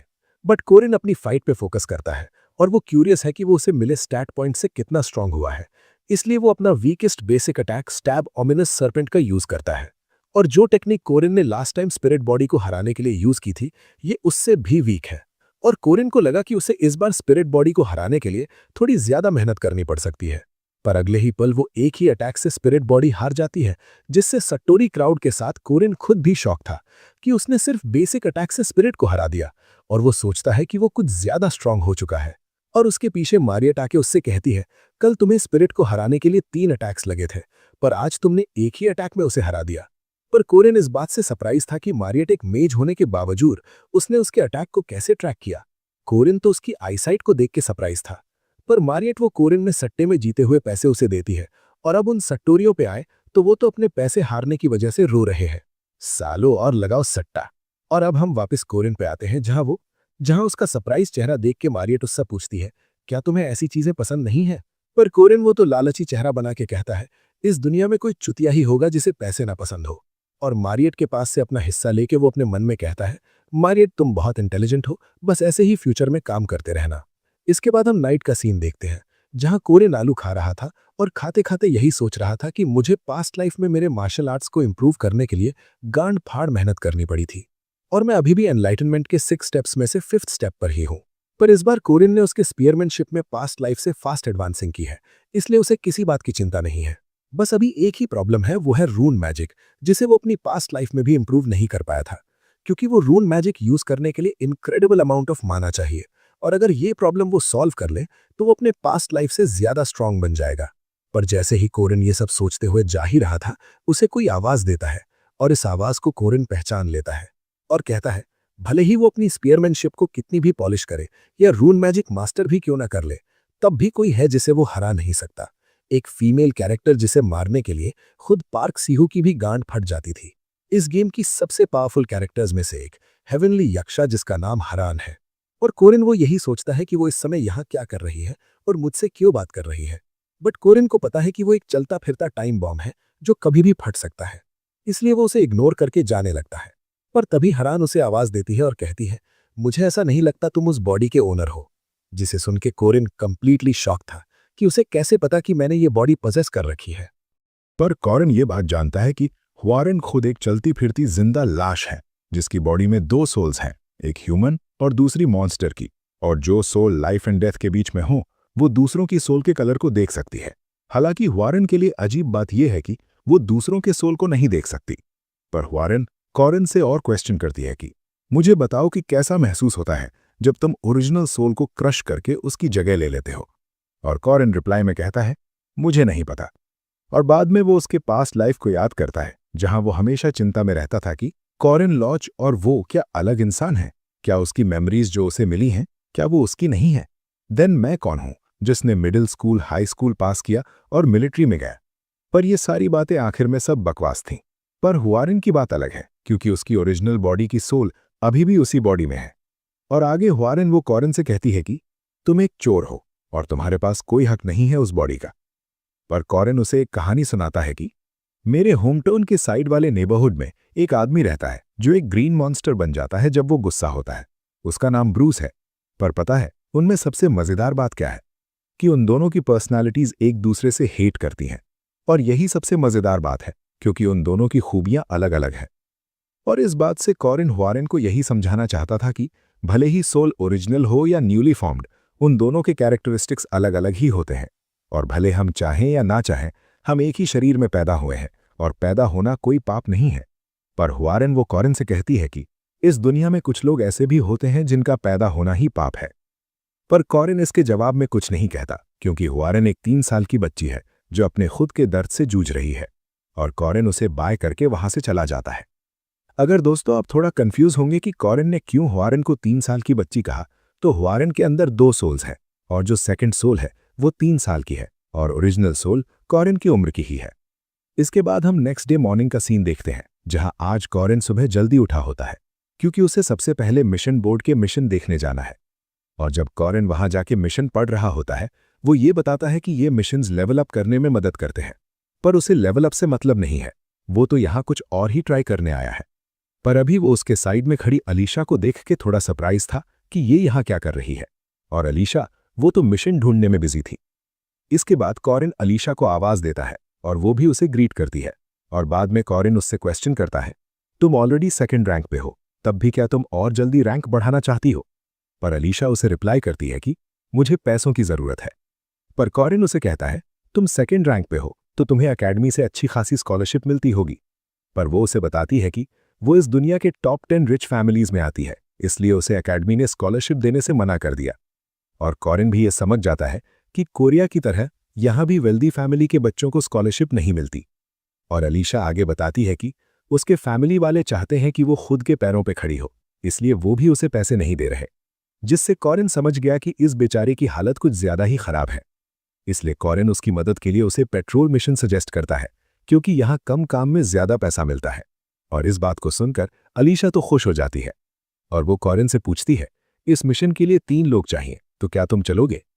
पर कॉरिन ये कह के मना कर देता है कि उसे दूसरा काम है। और बाद में वो एक लॉस्ट कैट को ढूंढने का मिशन एक्सेप्ट कर लेता है। अब कॉरिन बताता है कि इस मिशन का रिवॉर्ड लो होने के बावजूद उसने क्यों ये रेस्क्यू मिशन एक्सेप्ट किया, क्योंकि ये कैट एक मॉन्स्टर के हाथों मारे जाने वाली थी। पर अगर कॉरिन उसे बचाता है तो इस कैट के ओनर को वो मिसफॉर्चून और डिप्रेशन में जाने से बचाएगा, जिससे उसके कमांडमेंट उसे रिवॉर्ड देंगे जो उसे मिल भी चुके हैं। जिसे देख के कॉरिन तो पगला जाता है कि इस तरह के नॉर्मल मिशन से भी उसे बहुत सारे एक्सपीरियंस पॉइंट्स मिल रहे हैं। और कॉरिन को ऐसा पागलों जैसा हंसता देख बेचारी वो बच्ची वहां से डर के भाग जाती है। और कॉरिन ऐसे ही सेम मिशंस पे भिड़ जाता है जहां वो किसी को बुली होने से या किसी की रिंग चोरी होने से बचाता है। पर तभी उसे सबसे इंपॉर्टेंट काम याद आता है जो उसे आज सबसे पहले करना था। इसके बाद हम एक घर को देखते हैं जहां एक आदमी गुस्से में टेबल ही तोड़ देता है। और उसके गुस्से का रीजन ये था कि उसने 10 अलग अलग इंग्रेडिएंट्स को मिला के एक सॉस बनाया था जिससे कि वो टेस्टी चिकन डिश बना सके। पर अभी तक वो इस टेस्टी चिकन डिश को बना नहीं पाया जो उसे सेटिस्फाई कर सके। पर तभी उसे पीछे आवाज देता है जो कि कॉरिन था, और एक साउथ हीरो वाले पोज में उसे कहता है, तुम अपने चिकन में स्टार्च सिरप डालो, तुम्हारी प्रॉब्लम सॉल्व हो जाएगी। और ये कह के वो वहां से जाने लगता है। पर अगर हम उस आदमी पे आए तो वो ये सोच रहा था कि ये चुतिया कौन है जो मुझे ज्ञान पेल गया। पर कॉरिन की बात मान के वो चिकन में सॉस डाल देता है और कहता है, ये कोई पुस्सी पगलू ही होगा जो चिकन में स्टार्च सिरप डालता है। पर स्टार्च सिरप डालने के अगले ही पल वो तो चिकन के टेस्ट से खुद पगला जाता है। और कॉरिन वो खुश था क्योंकि अब उसे कोरियन स्टाइल चिकन खाने को मिलेगा। पर तभी उसके कमांडमेंट उसे उस आदमी की मदद करने के लिए 5 पॉइंट्स रिवॉर्ड में देता है, जिससे कॉरिन सरप्राइज था क्योंकि इस बार उसने उस आदमी की मदद खुद के फायदे के लिए की थी। और अब कॉरिन खुद पगला गया था क्योंकि कमांडमेंट अब उसे पॉइंट्स दे रहे थे, भले ही वो लोगों की मदद खुद के फायदे के लिए ही क्यों ना करे। और ऐसा पागलों जैसा हंसता हुआ उसे दूर से हुआरिन देख रही होती है, जिसे कॉरिन बहुत अजीब इंसान लगा। पर तभी उसके पीछे से येलो हेयर वाली इंस्ट्रक्टर आती है जिसका नाम जोसेफीन है, और वो हुआरिन से कहती है, मैंने तुम्हें बाहर घूमने की इजाजत दी है, पर तुम्हें कहीं बाहर जाने से पहले मेरी परमिशन लेनी चाहिए। पर हुआरिन उसका कुछ रिप्लाई नहीं करती और कॉरिन की कही बातों को याद करती है, जहां वो उसे कह रहा था कि पैदा होना कोई पाप नहीं है। पर सेम टाइम वो उसके पास्ट का एक पल याद करती है जहां उसे कोई कहता है कि तुम्हें कभी पैदा ही नहीं होना चाहिए था।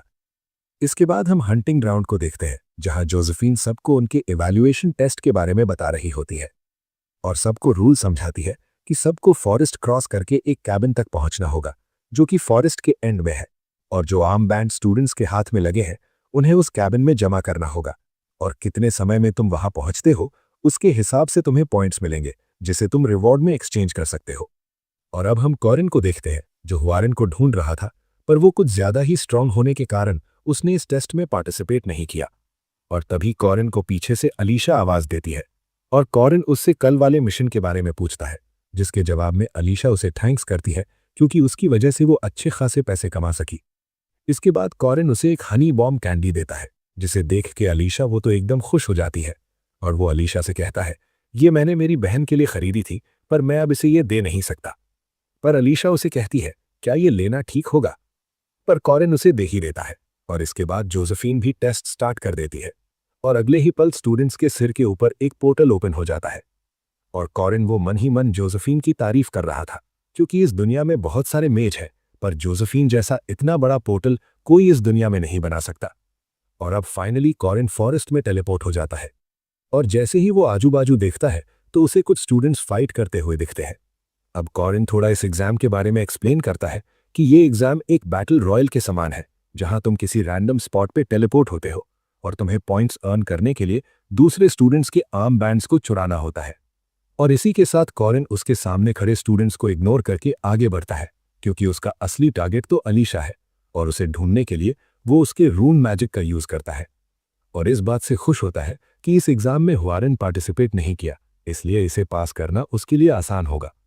और अलीशा को ट्रैक करने के लिए कॉरिन ने अलीशा को जो हनी बॉम्ब कैंडी दी थी उसमें उसने ट्रैक रून मैजिक डाला था। और अब कॉरिन एक दरिंदे जैसा चेहरा बना के और अलीशा का नाम चिल्लाते हुए उसे ढूंढने निकल पड़ता है। और अभी हम जोसेफीन पे आते हैं जो चेयरमैन के साथ बात कर रही थी, बट सडनली उसे हुआरिन का ख्याल आता है क्योंकि वो यहाँ नहीं थी। तो वो चेयरमैन से पूछती है, क्या आपने उसे फॉरेस्ट में भेजा? पर चेयरमैन मना कर देता है और कहता है, वो तो खुद से गई, मैंने उसे नहीं भेजा। और अभी हम हुआरिन को ही देखते हैं जो कॉरिन का पीछा कर रही है, बट कॉरिन को कोई अंदाजा नहीं कि उसके साथ आगे क्या होने वाला है। इसके बाद हम एलिशा को देखते हैं जो कि किसी से कह रही होती है, तुम ऐसा क्यों कर रहे हो? ये तो अनफेयर है, एक साथ झुंड में अटैक करना। और देखते ही देखते एलिशा ने अकेले ही कुछ स्टूडेंट्स के ग्रुप को हरा दिया होता है और उनमें से एक हारा हुआ बंदा कहता है, क्या कहा तुमने अनफेयर? अजी घंटा मेरा अनफेयर तुम्हारी एबिलिटी है। और इसके बाद एक और लड़का एलिशा के ऊपर पीछे से हमला करता है जिसका एलिशा को कोई अंदाजा नहीं था, बट वो लड़का एलिशा पे हमला कर पाए उससे पहले ही उसे उसके पेट पर एक पत्थर आके लगता है जो कि कोरिन ने फेंका था। और जब एलिशा कोरिन को देखती है तो उससे कहती है, क्या आपने मुझे बचाया? मुझे पता था आप एक अच्छे इंसान हैं। पर कोरिन की शक्ल से ये साफ पता चलता है कि उसके क्या इरादे हैं और वो एलिशा से कहता है, कितना सुंदर है। पर एलिशा उससे समझ नहीं आता कि कोरिन क्या कह रहा है। पर अगले ही पल कोरिन अपनी दरिंदगी दिखा के कहता है, मैंने कहा तुम्हारा ब्लू आर्म बैंड बहुत सुंदर दिख रहा है। और कोरिन के इस सडन चेंज से बेचारी एलिशा का दिल टूट जाता है और वो कहती है, मैंने तुम पर भरोसा किया, मुझे लगा कि तुम एक अच्छे इंसान हो जिसने मुझे कैंडी दी थी। बट बेचारी एलिशा, उसे ये नहीं पता कि जो भरोसे वाले होते हैं वही भोसड़ी। जाने दो, ये लाइन आप कमेंट कर देना। और अब कोरिन रिवील करता है कि उसने एलिशा को ही क्यों अपना टारगेट चुना, क्योंकि एलिशा उसकी विजिलेंट आइज, जो कि उसकी खास एबिलिटी है, उसे वो प्रॉपरली यूज नहीं कर सकती। और इसके अलावा वो सारे सेकंड रैंक स्टूडेंट्स में वो सबसे वीक है। इसलिए वो एलिशा को एक भयानक हंसी के साथ कहता है, तुम मुझे वो आर्म बैंड देके एक अच्छी इंसान बन सकती हो। और कोरिन आगे बताता है, भले ही एलिशा उसकी बड़ी बहन के कंपैरिजन में कुछ नहीं है, पर तभी वो टॉप 1% फाइटर्स में आती है। और अभी हम एलिशा पे आए तो उसने पहले रैंक 3 और 4 के लड़कों को आराम से पेल दिया था, तो उसे लगा कि 5th रैंक का कोरिन उसका क्या ही उखाड़ लेगा। पर अगले ही पल कोरिन ने उसके अरमानों के ऊपर मूत दिया, क्योंकि कोरिन एलिशा पे बिना रहम के अटैक्स किए जा रहा था। और अब इस बात से एलिशा समझ गई कि कोरिन कोई नॉर्मल लड़का नहीं है जिसे वो हल्के मिले। पर एलिशा कोरिन के अटैक्स में गैप ढूंढने का ट्राई करती है, जिससे वो उसे घायल कर सके। और जैसे ही उसे गैप मिलती है वो अटैक कर भी देती है। पर कोरिन उस अटैक को ब्लॉक कर लेता है और उसे कहता है, तुम्हें तुम्हारे टैलेंट पे कुछ ज्यादा ही भरोसा था, इसलिए तुमने तुम्हारी प्रैक्टिस पे ध्यान नहीं दिया। और इसके अगले ही पल कोरिन एलिशा के अटैक को डिफ्लेक्ट करके उसकी स्वॉर्ड को नीचे ढकेल देता है। और कोरिन के आने वाले अटैक को देख के एलिशा वो तो फ्रीज हो गई थी। और ऐसे ही कोरिन उसके सारे बेसिक स्पीयर मूव्स को मिला के उसके ऊपर एक block capture black spear attack से हमला करता है, जिसे एलिशा ब्लॉक नहीं कर पाती और दूर जाके गिरती है। हालांकि एलिशा को इस अटैक से ज्यादा चोट नहीं लगी होती, क्योंकि उसने कोरिन का अटैक अपने माना से ब्लॉक कर लिया था। पर तभी वो कोरिन के मूव्स से शॉक थी, क्योंकि ना ही वो स्ट्रांग है ना ही सुपर फास्ट, पर उसने अपने हर बेसिक अटैक्स में मास्टरी हासिल कर रखी है। और अब कोरिन वो तो एलिशा के सामने खड़ा था और एलिशा अपने मन में सिर्फ यही कहती है, कौन चोमू कहता है ये 5th रैंक का है, इसने मुझे आसानी से हरा दिया। और इसके अगले ही पल कोरिन एलिशा का बैंड ले लेता है, जिससे एलिशा वो कुछ ज्यादा खुश नहीं थी। पर तभी कोरिन को एक फेमिलियर आवाज कहती है, ये तो सही बात नहीं है। और जैसे ही कोरिन ये समझता है कि ये कौन है, तब तक उसके ऊपर एक जायंट स्वॉर्ड से हमला होता है, जिसे कोरिन मुश्किल से ब्लॉक करता है। और स्वॉर्ड की बनावट को देख के कोरिन समझ जाता है कि ये कौन है। और तभी वो स्वॉर्ड भी वापस उसके कंट्रोलर के पास जाती है, जो कि ड्रॉन वॉर्स की है। और वो भी कोरिन को एक कोल्ड वे में कहता है, ये आर्म बैंड मुझे दे दे लाला। और कोरिन वो तो ड्रॉन को देख के यही सोचता है, क्या इसे भी अभी आना था? मैं इससे बिल्कुल मिलना नहीं चाहता था। और इतने सारे स्टूडेंट्स और मॉन्स्टर्स से लड़ने के बावजूद उसे खरोज भी नहीं आई। और अभी कोरिन वो इससे लड़ना नहीं चाहता है, इसलिए वो अपना आर्म बैंड मुंह में लिए भागने लगता है। पहले ड्रॉन को समझ नहीं आता कि कोरिन क्या कर रहा है, पर जब उसे रियलाइज होता है कि उसका चूतिया काटा जा रहा है, तो वो कोरिन के ऊपर उसकी सारी स्वॉर्ड्स के साथ हमला करता है। और ड्रॉन का ये रूप देखकर कोरिन यही कहता है, ये लाल गांड का, इसे तो पैसों के अलावा किसी और चीज से मतलब नहीं होता, तो ये मुझ पर हमला क्यों कर रहा है? और इसके बाद वो उसके पीछे भाग रही एलिशा को भी कहता है कि तुम मेरा पीछा क्यों कर रही हो? और एलिशा रिप्लाई में कहती है कि मुझे उसके हमले से मरना नहीं है, और साथ ही मुझे बाहर निकलने का रास्ता भी नहीं पता। और कोरिन को यह पता है कि लड़ने से कोई फायदा नहीं होने वाला, इसलिए वो जल्दी से कैबिन पहुंचने का सोचता है। पर आगे का नजारा उसे शॉक कर देता है, क्योंकि कैबिन के एंट्रेंस पर क्रैनल लूडेन अपना गोलेम लेके खड़ा था। और वो भी कोरिन से सेम ही वर्ड्स कहता है, ए चूतिए, वो आर्म बैंड इधर ला। और अब एलिशा और कोरिन दोनों बीच में फंस चुके थे, क्योंकि आगे क्रैनल था और पीछे ड्रॉन। और अब कोरिन भी अपने रॉकी भाई स्टाइल में कहता है, मैं हमेशा जंग रोकने का ट्राई करता हूं, पर अब जंग हुई तो जीतूंगा तो मैं ही। और इसी के साथ वो अपना अटैक स्टांस ले लेता है, जिससे एलिशा थोड़ी शॉक थी कि अब कोरिन दोनों से अकेला लड़ेगा। और आगे कोरिन कहता है, अगर तुम जंग को रोक नहीं सकते तो इसकी मां का लड़ लो। और ये कहने के साथ वो क्रैनल और ड्रॉन के साथ भिड़ जाता है। इसके बाद इवनिंग का सीन देखते हैं, जहां कोरिन किसी डोर को नॉक कर रहा होता है। और कोरिन अब उसके पास 3 आर्म बैंड्स होते हैं, जो वो कुत्तों जैसे अपने मुंह में पकड़ा होता है। और उसके आगे खड़े आदमी से वो कहता है, क्या मैं अपना प्राइस चुन सकता हूं? और आगे खड़ा आदमी भी कोरिन की तारीफ करता है कि वाह, तुम्हारे पास 3 आर्म बैंड्स है, तुम कुछ ज्यादा ही इंप्रेसिव स्टूडेंट हो। और अब हम ये देखते हैं कि कोरिन ने कैसे क्रैनल और ड्रॉन को हराया, और ये सब एलिशा उसके पर्सपेक्टिव से बताएगी। तो वो बताती है, पहले कोरिन ने ड्रॉन की एक मैजिक स्वॉर्ड का मैजिक कोड डिस्ट्रॉय किया और दूसरी स्वॉर्ड जमीन में घुसा दी जिससे ड्रॉन उसे कंट्रोल ना कर सके, और तीसरी स्वॉर्ड को ब्लॉक करने के बजाय उसने उसे डॉज करके गोलेम की तरफ भेज दी। और बाद में गोलेम के अटैक से बचने के लिए वो ड्रॉन के पीछे छुप गया। और जब ड्रॉन और गोलेम एक दूसरे के साथ लड़ने लगे, इस बात का फायदा उठा के कोरिन ने गोलेम के कोर को ढूंढ के डिस्ट्रॉय कर दिया, और ऐसे ही उसने उन दोनों के आर्म बैंड्स ले लिए। और ये सारा सीन देख के अलीशा कंप्लीटली शॉक थी, और कोरिन में उसे उसकी बहन की छवि दिख रही थी, क्योंकि कोरिन ने सिर्फ बेसिक अटैक से उन दोनों को हरा दिया। और अब उसे कोरिन की वही बातें याद आती हैं जब उसने उसे हरा के कही थी कि तुम्हारे अंदर प्रैक्टिस की कमी है। और अब अलीशा समझ गई कि उसे अब पहले बेसिक्स मास्टर करने पड़ेंगे।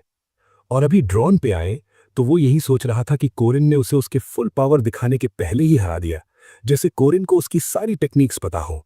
भाई ड्रॉन, उसे तेरे अटैक पता है, वो 3 साल फ्यूचर से आया है। और क्रैनल वो अभी जमीन पर गिरा हुआ था, और कोरिन उसके पास आके उसे सजेशन देता है कि गोलेम वीक लोगों के सामने असरदार है, पर ताकतवर लोग उसे आसानी से हरा सकते हैं। अगर मैं तुम्हारी जगह होता तो मैं मेरे किसी दोस्त से खुद को गार्ड करवाता। पर इसके रिप्लाई में क्रैनल कोरिन से कहता है, मेरा कोई दोस्त नहीं है। जिसके ऊपर कोरिन क्या कहे उसे खुद नहीं पता था, पर तभी वो उसे गुड लक विश करके चला जाता है। और अब क्रैनल पे आए, वो तो रोते रोते कोरिन को साला मादर जैसे कह के गाली दे रहा था। और उस दिन कोरिन ने सेकंड रैंक टॉप स्टूडेंट्स को कुछ ऐसा लेसन दिया जिसे वो जिंदगी भर याद रखेंगे। और कोरिन, वो तो उसके आर्म बैंड्स के साथ खुश था। और वो आगे बताता है, अभी इस कंपटीशन में पार्टिसिपेंट्स में जो स्ट्रांग पर्सन बाकी है वो एक ड्रूइड है जिसे फॉरेस्ट का प्रोटेक्शन है। और अभी हम यूएल पे ही आते हैं, जो किसी पे अटैक कर रही होती है, पर उसका ओपोनेंट उससे कुछ ज्यादा ही स्ट्रांग था, जो कि इस मर्कबा एकेडमी की सबसे स्ट्रांगेस्ट पर्सन है, हमारी सिर्फ मेरी मैरियट डुनलेफ, जो कि एक ही अटैक में यूएल को पानी पानी कर देती है। और अभी मैरियट यूएल के पास जाके उसका नाम पूछती है और उसके साथ थोड़ी बातें करने लगती है, पर तभी वो अपने पीछे किसी की प्रेजेंस फील करती है, जो कि हुआरैन थी, जिसे भी मैरियट प्यार से उसका नाम पूछती है। इसके बाद मैरियट आगे हुआरन से कहती हैं, तुम जरूर किसी को ढूंढ रही हो, इसीलिए तुमने एक जैसे दिखने वाले लोगों को पीटा है। और पिटे हुए लोगों को देखकर यह साफ पता चलता है कि हुआरन किसे ढूंढ रही है। इसके बाद हुआरन मैरियट को इग्नोर करके उसके सामने से जाने लगती है, पर तभी मैरियट हुआरन के सामने एक जाइंट आइस वॉल खड़ी कर देती है और उससे कहती है, मुझे माफ करना, तुम मुझे इग्नोर कर सकती हो, पर अभी रूल्स के हिसाब से मैं यहां मॉन्स्टर हूं, इसलिए मैं तुम्हें इग्नोर नहीं कर सकती। और यही एक बात काफी थी हुआरन को गुस्सा दिलाने के लिए। इसके बाद हम कैबिन में आते हैं, जहां प्राइज डिस्ट्रीब्यूटर कोरिन के 117 पॉइंट्स को देख के खुश था, और कोरिन भी आगे उससे पूछता है, क्या मैं अभी प्राइज चूज कर सकता हूं? जहां इसके बाद कोरिन के सामने उसके प्राइज आ जाते हैं, जिसमें मैट बोर मोलर नाइफ, लेदर प्रोटेक्टिव कोट और लास्ट में शार्क बियर्स बाइल थी। और इनमें से कोरिन को कुछ एक चुनना था, और कोरिन, उसे पता है कि इनमें सबसे valuable item shark bear's bile है, पर कोरिन का अभी कुछ और प्लान है, और इसीलिए वो शार्क बियर्स बाइल की जगह मैंड्रेक्स की सीड को चुनता है। और अभी कोरिन के पास और 17 पॉइंट्स बाकी थे, इसीलिए डिस्ट्रीब्यूटर कोरिन से पूछता है, इन रिमेनिंग पॉइंट्स से तुम क्या लेना चाहोगे? और कोरिन उन पॉइंट्स के बदले न्यूट्रिशनल प्लांट सप्लीमेंट्स और ईयर मफ्स ले लेता है। इसके बाद कोरिन कैबिन से बाहर निकलता है और बहुत खुश होता है, क्योंकि उसने ये लेवल बहुत बार खेला होता है, पर ऐसा पहली बार था कि कोरिन ने ये लेवल इतनी आसानी से पार किया है। और इसके अलावा जेगर और लार्क ने ना सिर्फ इस चैलेंज को फर्स्ट टाइम कंप्लीट किया, बल्कि वो दोनों सेकंड प्लेस पे आए हैं, जिसे देख के कोरिन बड़ा खुश था। और अभी जेगर कोरिन से कहता है, ये टेस्ट तो बहुत आसान था, चलो आज रात ट्रेनिंग ग्राउंड में स्टैमिना ट्रेनिंग करें। पर कोरिन उससे कहता है, अगर तुम्हारे पास अभी भी स्टैमिना बचा है तो क्या तुम गोलेम का कोर ढूंढने में मेरी मदद करोगे? और इस बात को सुन के क्रैनल थोड़ा सरप्राइज था, और कोरिन क्रैनल के पास जाके उससे कहता है, वो कोर तुम्हारे लिए प्रेशियस है ना? पर क्रैनल कहता है, चिंता मत करो, मैं खुद ढूंढ लूंगा। पर कोरिन उससे कहता है, ऐसे समय में तुम्हें मदद के लिए थैंक्स कहना चाहिए। और वो अपने और क्रैनल के पास्ट लाइफ में बिताए समय को याद करता है, जहां उसने और क्रैनल ने बहुत से मिशन में साथ काम किया था, और मिशन के दौरान टीम में कितने भी पावरफुल टैंकर क्यों ना हो, पर कोई भी क्रैनल के गोलम की कभी बराबरी नहीं कर पाया। और अभी कोरिन और उसके दोस्तों ने क्रैनल के गोलम का कोर ढूंढ लिया होता है, जिसे पाकर क्रैनल बहुत खुश था। और अलीशा, वो अभी कोरिन से हुई फाइट से घायल थी, और ड्रॉन, अब भगवान ही जाने ये क्या कर रहा है। इसके बाद कोरिन उसके सामने ड्रूइड यूएल को जमीन पे गिरा देखता है, जिससे वो डर जाता है, क्योंकि उसे लगा कि वो मर तो नहीं गई, पर बाद में वो उसे जाके उठाता है और अपने मन ही मन सारे प्रोफेसर्स को गाली देता है कि ये साले, इन्हें किसी की जान की कोई परवाह है या नहीं। और वो मैरियट को भी कहता है कि उसने भी कुछ ज्यादा ही कर दिया। पर इसके बाद अचानक से ये पूरा ट्रेनिंग ग्राउंड हिलने लगता है और सारे ट्रेनिंग ग्राउंड के मॉन्स्टर्स भी इसके इम्पैक्ट से भागने लगते हैं। और यूएल कोरिन से कहती है वो मैरियट, पर कोरिन पूछता है वो मैरियट क्या। इसके बाद कोरिन थोड़ा मैरियट के बारे में बताता है कि मैरियट के पास एनालाइज मैजिक एबिलिटी के साथ इतना अमाउंट ऑफ माना है जिसके वजह से उसे लाइफ में कभी फ्रस्ट्रेशन और फेलियर का सामना नहीं करना पड़ा। और मैरियट के लिए ये हंटिंग ग्राउंड उसका प्लेग्राउंड है, जहां उसे खुद की पावर्स को कंट्रोल करना पड़ रहा है जिससे वो किसी स्टूडेंट को नुकसान न पहुंचा दे और साथ ही वो अपने जूनियर्स को ग्रो होने में मदद करे। और उसके लिए ये ट्रेनिंग ज्यादा कुछ नहीं, बस एक खेल है। और अभी हम मैरियट को ही देखते हैं जो हाँफ रही होती है और कहती है मुझे तुम्हें पहले ही एनालाइज कर लेना चाहिए था। और ये सब वो हुआरन को कह रही होती है जो मैरियट पे अटैक करने आ रही होती है। और अपने डिफेंस के लिए मैरियट हुआरन पे अपने आइस क्रिस्टल से हमला करती है और हुआरन बिना उस अटैक को डॉज किए मैरियट की तरफ ही आ रही होती है। और मैरियट हुआरन के अटैक से बचने के लिए खुद के सामने एक आइस बैरियर बना लेती है। और मैरियट ने इस एग्जाम के लिए सारे प्रोफेसर से प्रॉमिस किया था कि वो इंटरमीडिएट लेवल के ऊपर के अटैक मैजिक का यूज नहीं करेगी। बट अभी करंटली वो एडवांस मैजिक का यूज कर रही है और साथ ही वो इस बात को नकार रही है, पर उसने बहुत पहले ही हुआरन से लड़ने के लिए अपनी फुल मैजिक पावर का यूज कर लिया है। और इसके अगले ही पल हुआरन उसकी एक ही किक के साथ मैरियट का बैरियर तोड़ते उसे दूर फेंक देती है, जिसके इम्पैक्ट से वो कुछ ज्यादा ही घायल हो जाती है। और वो हुआरन से कह रही होती है मेरे पास मत आओ, पर अभी जो उसके सामने है वो तो ना कोई मेज है ना कोई नाइट, वो तो चलती फिरती मौत है। वो सिर्फ इंसान जैसी दिखती है। और अब मैरियट उसके पास बची सारी मैजिक पावर को कलेक्ट करके हुआरन के लिए एक लास्ट अटैक प्रिपेयर करती है। पर तभी वहां कोई आके उनकी फाइट को रोक देता है, जो जोसेफीन थी। और वो मैरियट से पूछती है क्या तुम ठीक हो, पर मैरियट उसका सारा माना खत्म होने के कारण वो बेहोश हो जाती है। इसके बाद कोरिन बताता है कि इस बार हंटिंग ग्राउंड ट्रेनिंग के रिजल्ट्स अनएक्सपेक्टेड थे, क्योंकि इस बार एक 5th रैंक का लड़का इस एग्जाम में फर्स्ट आया था। और इससे भी बढ़कर फर्स्ट ईयर की हुआरन और सेकंड ईयर की मैरियट, इनकी फाइट चर्चा में थी। और अभी हम कोरिन पे आए तो वो डरा हुआ है, क्योंकि उसे लगा था कि इस इंसिडेंट से मैरियट का first act boss level time से पहले स्टार्ट ना हो जाए। पर अभी वो रिलैक्स्ड है क्योंकि वैसा कुछ नहीं हुआ और स्टोरी उसके ओरिजिनल प्लॉट के हिसाब से जा रही है। और फिर वो वहां से जाते हुए बताता है कि अभी भी फर्स्ट एक्ट के फाइनल लेवल के लिए 3 हफ्ते बाकी है और अभी उसके पास इससे भी इंपॉर्टेंट काम है जो उसे करने हैं। इसके बाद कोरिन एक जंगल में आके किसी चीज को ढूंढ रहा होता है और वो चीज मिलने के बाद वो सबसे पहले अपनी आंखों में बहुत सारा आई ड्रॉप डालता है और मासूम लड़के की तरह एक्टिंग करके उसके सामने वाली लेक में उसका मैंड्रिक सीड गिरा देता है। और उसकी शक्ल से ये साफ पता चलता है कि इस बार वो फिर से किसी का चूतिया काटने वाला है। और अब वो रोना शुरू कर देता है और चिल्ला चिल्ला के कहता है मेरा प्रेशियस सीड, ये मेरी माँ की आखिरी निशानी थी जो मेरे पास थी। पर तभी कोरिन को उस लेक में से कोई आवाज आती है, जिसे सुनकर कोरिन बड़ा खुश होता है। और ये आवाज उस लेक में रहने वाले द गोल्ड एक्स डाओइस्ट हर्मिट की थी। और कोरिन बताता है कि ये वही स्टोरीज वाला हर्मिट है जो लकड़हारे को जब उसकी आयरन की कुल्हाड़ी लेक में गिरने के बाद उसे उसकी ईमानदारी के लिए गोल्ड और सिल्वर की कुल्हाड़ी देता है। और कोरिन आगे बताता है कि उसी कहानी का रेफरेंस हमें इस गेम में भी मिलता है। पर कोरिन ये भी बताता है कि इस लेक में रेयर ग्रेड के वेपन्स और आइटम को डालने से कुछ भी रिटर्न नहीं मिलता। और उसी स्टोरी की तरह सेम वो हर्मिट कोरिन से भी पूछता है क्या गोल्डन सीड तुम्हारी है या ये सिल्वर सीड तुम्हारी है। और उसी कहानी की तरह कोरिन कहता है मेरी सीड एक नॉर्मल सीड थी। और इस बात से इंप्रेस होकर वो हर्मिट कोरिन को उसकी ओरिजिनल सीड वापस कर देता है, जिसे देखकर कोरिन अपने मगरमच्छ के आंसू बहा के उस हर्मिट को थैंक्स करता है।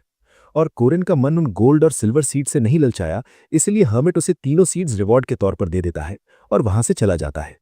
पर उसके जाने के अगले ही पल कोरिन अपनी वही दरिंदे जैसी शक्ल बना के हंसने लगता है और वो इस मैंड्रिक सीड के यूज बताता है कि इस सीड से तुम अपने माना को बढ़ा सकते हो। पर बात जब गोल्ड और सिल्वर मैंड्रिक सीड की हो तो इनके अलग ही फायदे हैं। और उसकी पास्ट लाइफ में गोल्ड वाला सीड सीहू ने खाया था और सिल्वर वाला कोरिन ने, पर इस बार दोनों सीड्स उसके हैं, जिस बात से कोरिन कुछ ज्यादा ही खुश होता है। इसके बाद कोरिन एकेडमी वापस जा रहा होता है और तभी वो बताता है कि मैरियट कैसे फर्स्ट एक्ट की फाइनल बॉस और एक स्पेशल वैम्पायर बनी। तो ये सब 3 हफ्ते बाद शुरू होगा, जब वो एक मिशन के दौरान वो एक जॉन डो नाम के वैम्पायर से मिलेगी और उसके बाद ये फाइनल एक्ट शुरू होगा। और इसी फाइनल एक्ट की बैटल के लिए कोरिन ने सारे सेकंड रैंक स्टूडेंट्स के सामने अपनी पावर का शो ऑफ किया था, क्योंकि अगर वो ऐसा ना करता तो क्यों ही वो कमजोर 5th रैंक वाले बंदे की बात को मानते और उसकी इस बैटल में मदद करते। और आगे कोरिन कहता है कि एक हफ्ते में ये सारे सेकंड रैंक वाले उनकी इंजरीज से रिकवर हो जाएंगे, तब वो उनको उसके साथ पार्टी बनाने का प्रपोज देगा। इसके बाद हम मैरियट को देखते हैं, जो अभी होश में आई होती है, और उसे होश में देख उसके पास बैठी दोस्त उससे पूछती है, क्या तुम ठीक हो? उस फर्स्ट ईयर वाली लड़की को रुक जाना चाहिए था, और उस समय तुम सिर्फ अपने इंटरमीडिएट लेवल मैजिक के साथ लड़ रही थी। पर मैरियट का इन सारी बातों पे कुछ भी ध्यान नहीं होता। और अब हम कोरिन पे आएं तो उसका प्लान यही है कि उसे बेचारी मैरियट को उसके मिसफॉर्चून से बचाना है, और इसीलिए वो पहले तो अलीशा को ट्रेन करेगा, इसके बाद ड्रॉन को अपने इस काम के लिए हायर करेगा और ड्रूइड को इस काम के लिए मनाएगा, और लास्ट में क्रैनल के साथ दोस्ती करेगा। और इन्हीं सारी प्रिपरेशन से कोरिन को लगता है कि मैरियट को बचाना इस बार उसके लिए बच्चों का खेल होगा। और अभी हम मैरियट पे आते हैं जिसने अपनी आंखें खोली होती हैं, और अगले ही पल वो अपने सामने खड़ी दोस्त के ऊपर अपने वैम्पायर फॉर्म में हमला कर देती है।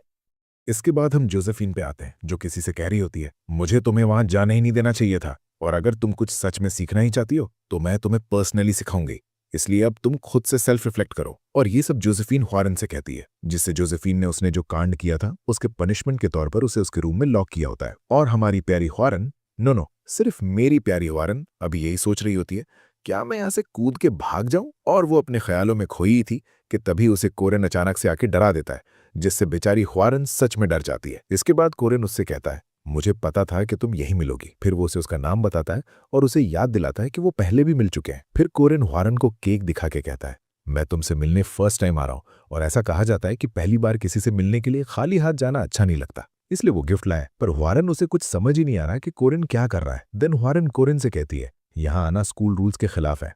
पर कोरिन उसे रिप्लाई में कहता है कि मैं अभी तुम्हारे रूम के अंदर नहीं बल्कि पेड़ पे टंगा हुआ हूं, और ऐसा लगता है कि जोसेफिन भी यहाँ नहीं है। इसके बाद कोरिन यहाँ आने का उसका असली रीजन बताता है कि यहाँ वो एक्चुअली ह्वारन को ही देखने आया था।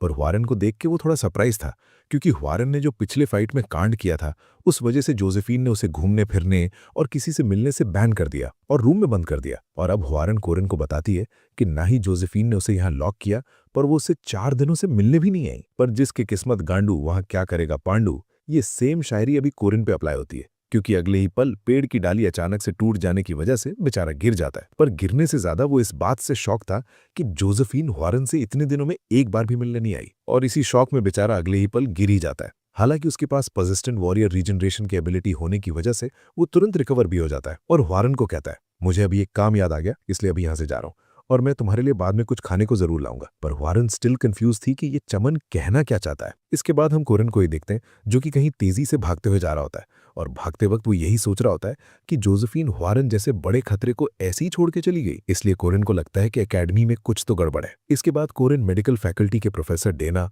और प्रोफेसर फर्मैक डेमन को भी गड़बड़ में भागते हुए देखता है, जिससे उसका शक अब यकीन में बदलने लगता है। इसके बाद हम एक गार्ड को देखते हैं जो किसी रूम को गार्ड कर रहा है, और वो उसके सामने खड़े कोरिन से कहता है कि तुम्हारी विजिटिंग रिक्वेस्ट को रिजेक्ट कर दिया गया है। पर कोरिन एक प्यारे बच्चे की तरह उस गार्ड से कहता है, अरे ऑफिसर क्रोन, मैं यहाँ उस काम से नहीं आया हूँ, मुझे तो यहाँ जोसेफिन ने आपको कुछ खाने पीने का देने के लिए भेजा है। और खाना देख के वो गार्ड बड़ा खुश हो जाता है और कोरिन से कहता है, क्या ये जोसेफिन ने भेजा है? उसे अच्छे से पता है कि कैसे अपने साथियों का ध्यान रखा जाता है। पर कोरिन पहले तो वो यहाँ की सिचुएशन एनालाइज करता है कि उसकी मैरियट से मिलने की रिक्वेस्ट को कैंसिल कर दिया गया है, और मैरियट की दोस्त इजाबेल जो उसका ख्याल रख रही थी वो भी अब लापता है, और एक गार्ड जो एक मेडिकल रूम के सामने पहरा दे रहा है। और अब इन सारी बातों से कोरिन और भी सस्पिशियस होने लगता है कि यहाँ कुछ तो गड़बड़ है, और इस गड़बड़ का पता लगाने के लिए कोरिन ने उस गार्ड के सैंडविच में पेट सफा का रून मैजिक डाल दिया है, जो कि वो गार्ड अभी खा रहा है। और सैंडविच खाने के अगले ही पल उस गार्ड के पेट में अचानक से बहुत तेज दर्द होने लगता है, और ये सीन देख के कोरिन बड़ा खुश था। और अब वो उस गार्ड से कहता है, लगता है आपका पेट खराब हो गया है, मैंने साइड में ही वहां वॉशरूम देखा था, आपको वहां जाना चाहिए। और कोरिन की ये बात सुन के वो गार्ड अपनी हगास निकालने के लिए वॉशरूम जाने लगता है। पर जाते जाते वो कोरिन से कहता है, जब तक मैं वॉशरूम में हूं तब तक तुम इस रूम को गार्ड करो। पर वो कोरिन को वार्निंग देता है कि वो उस रूम में ना जाए, और कोरिन भी उसको हंस के रिप्लाई करता है कि हाँ वो इस रूम को गार्ड करेगा और रूम के अंदर भी नहीं जाएगा। पर अभी कोरिन बहुत टेंशन में है, क्योंकि वो रूम के अंदर आ तो चुका है, पर इस बात से डरा है कि ये फाइनल एक्ट 1 महीने के बाद शुरू होना था। पर तभी वो ऐसी दुआ करता है कि ये बात झूठ हो, और उसके सामने रखे कपड़े को खींच के मैरियट को आवाज देता है। पर वहां मैरियट की जगह उसकी दोस्त इजाबेल लेटी हुई थी, जिसे देख के कोरिन सरप्राइज था। और इजाबेल के गले पे लगे दांतों के निशान से कोरिन पूरी बात समझ गया कि क्यों सारे प्रोफेसर्स ने इतनी सिक्योरिटी बढ़ा दी है, क्योंकि मैरियट फर्स्ट एक्ट के फाइनल बॉस वैम्पायर में अवेकन हो गई है। और कोरिन वो अब परेशानी में था, क्योंकि जो एक्ट 3 हफ्ते बाद शुरू होना था वो अभी शुरू हो चुका है। अब कोरिन इस फाइनल बॉस मैरियट को कैसे हराए उसके बारे में थोड़ा एक्सप्लेन करता है। तो मैरियट को हराने के 4 फेज हैं। फेज 1 में हमें मॉन्स्टर्स के साथ लड़ना पड़ता है, जो कि आराम से क्लियर हो जाएगा। फिर फेज 2 में हमें मैरियट को मैजिक सर्कल से रोकना होता है, और जैसे ही हम उसे होल्ड बैक करने में कामयाब हो जाते हैं तो फेज 3 शुरू होता है, जहां हमें एक पावरफुल खून के प्यासे दुश्मन से सामना करना पड़ता है। और जब हम उस पावरफुल दुश्मन को हरा देते हैं तो हम लास्ट पैटर्न पे पहुंचते हैं और फाइनल फेज भी शुरू हो जाता है। और कोरेन आगे बताता है कि इस लेवल को हम बिना पार्क सीहू के भी, सिर्फ फर्स्ट ईयर के पावरफुल स्टूडेंट्स के साथ मिलकर भी हम थर्ड फेज तक आसानी से पहुंच सकते हैं। पर जैसा मैंने कहा था, जिसकी किस्मत गांडू वहां क्या करेगा पांडू, क्योंकि अलीशा भी इंजर्ड है और उसे इंजर्ड करने वाला कोरेन ही है। ड्रॉन की स्वॉर्ड्स भी टूट चुकी हैं, वो भी कोरेन नहीं तोड़ी। और लास्ट बेचारा क्रैनल, उसका गोलम कोर भी डिस्ट्रॉय हो चुका है, जो कि कोरेन का ही कांड है। और इन सारी बातों से अब कोरेन की फटके 4 हो रखी है, क्योंकि फाइनल बॉस मैरियट से पहले कोरेन ने ही सारे फर्स्ट ईयर के पावरफुल स्टूडेंट्स को पेल दिया। पर कोरेन अभी भी वो यही सोच रहा था कि ओरिजिनल स्टोरी में मैरियट फॉग सिटी के मर्डरस वैम्पायर के एनकाउंटर के बाद ही मैरियट उसके बोस्ट पर हमला करती है और रैम्पेज पे चली जाती है। और उसके पास्ट लाइफ में जब मैरियट ने इजाबेल पर हमला किया था, तब कोरेन और उसकी पल्टन वही डॉम्स के बाहर उसका इंतजार कर रही थी, जहां मैरियट रुकी थी, क्योंकि कोरेन इस मामले को जल्दी से निपटाना चाहता था।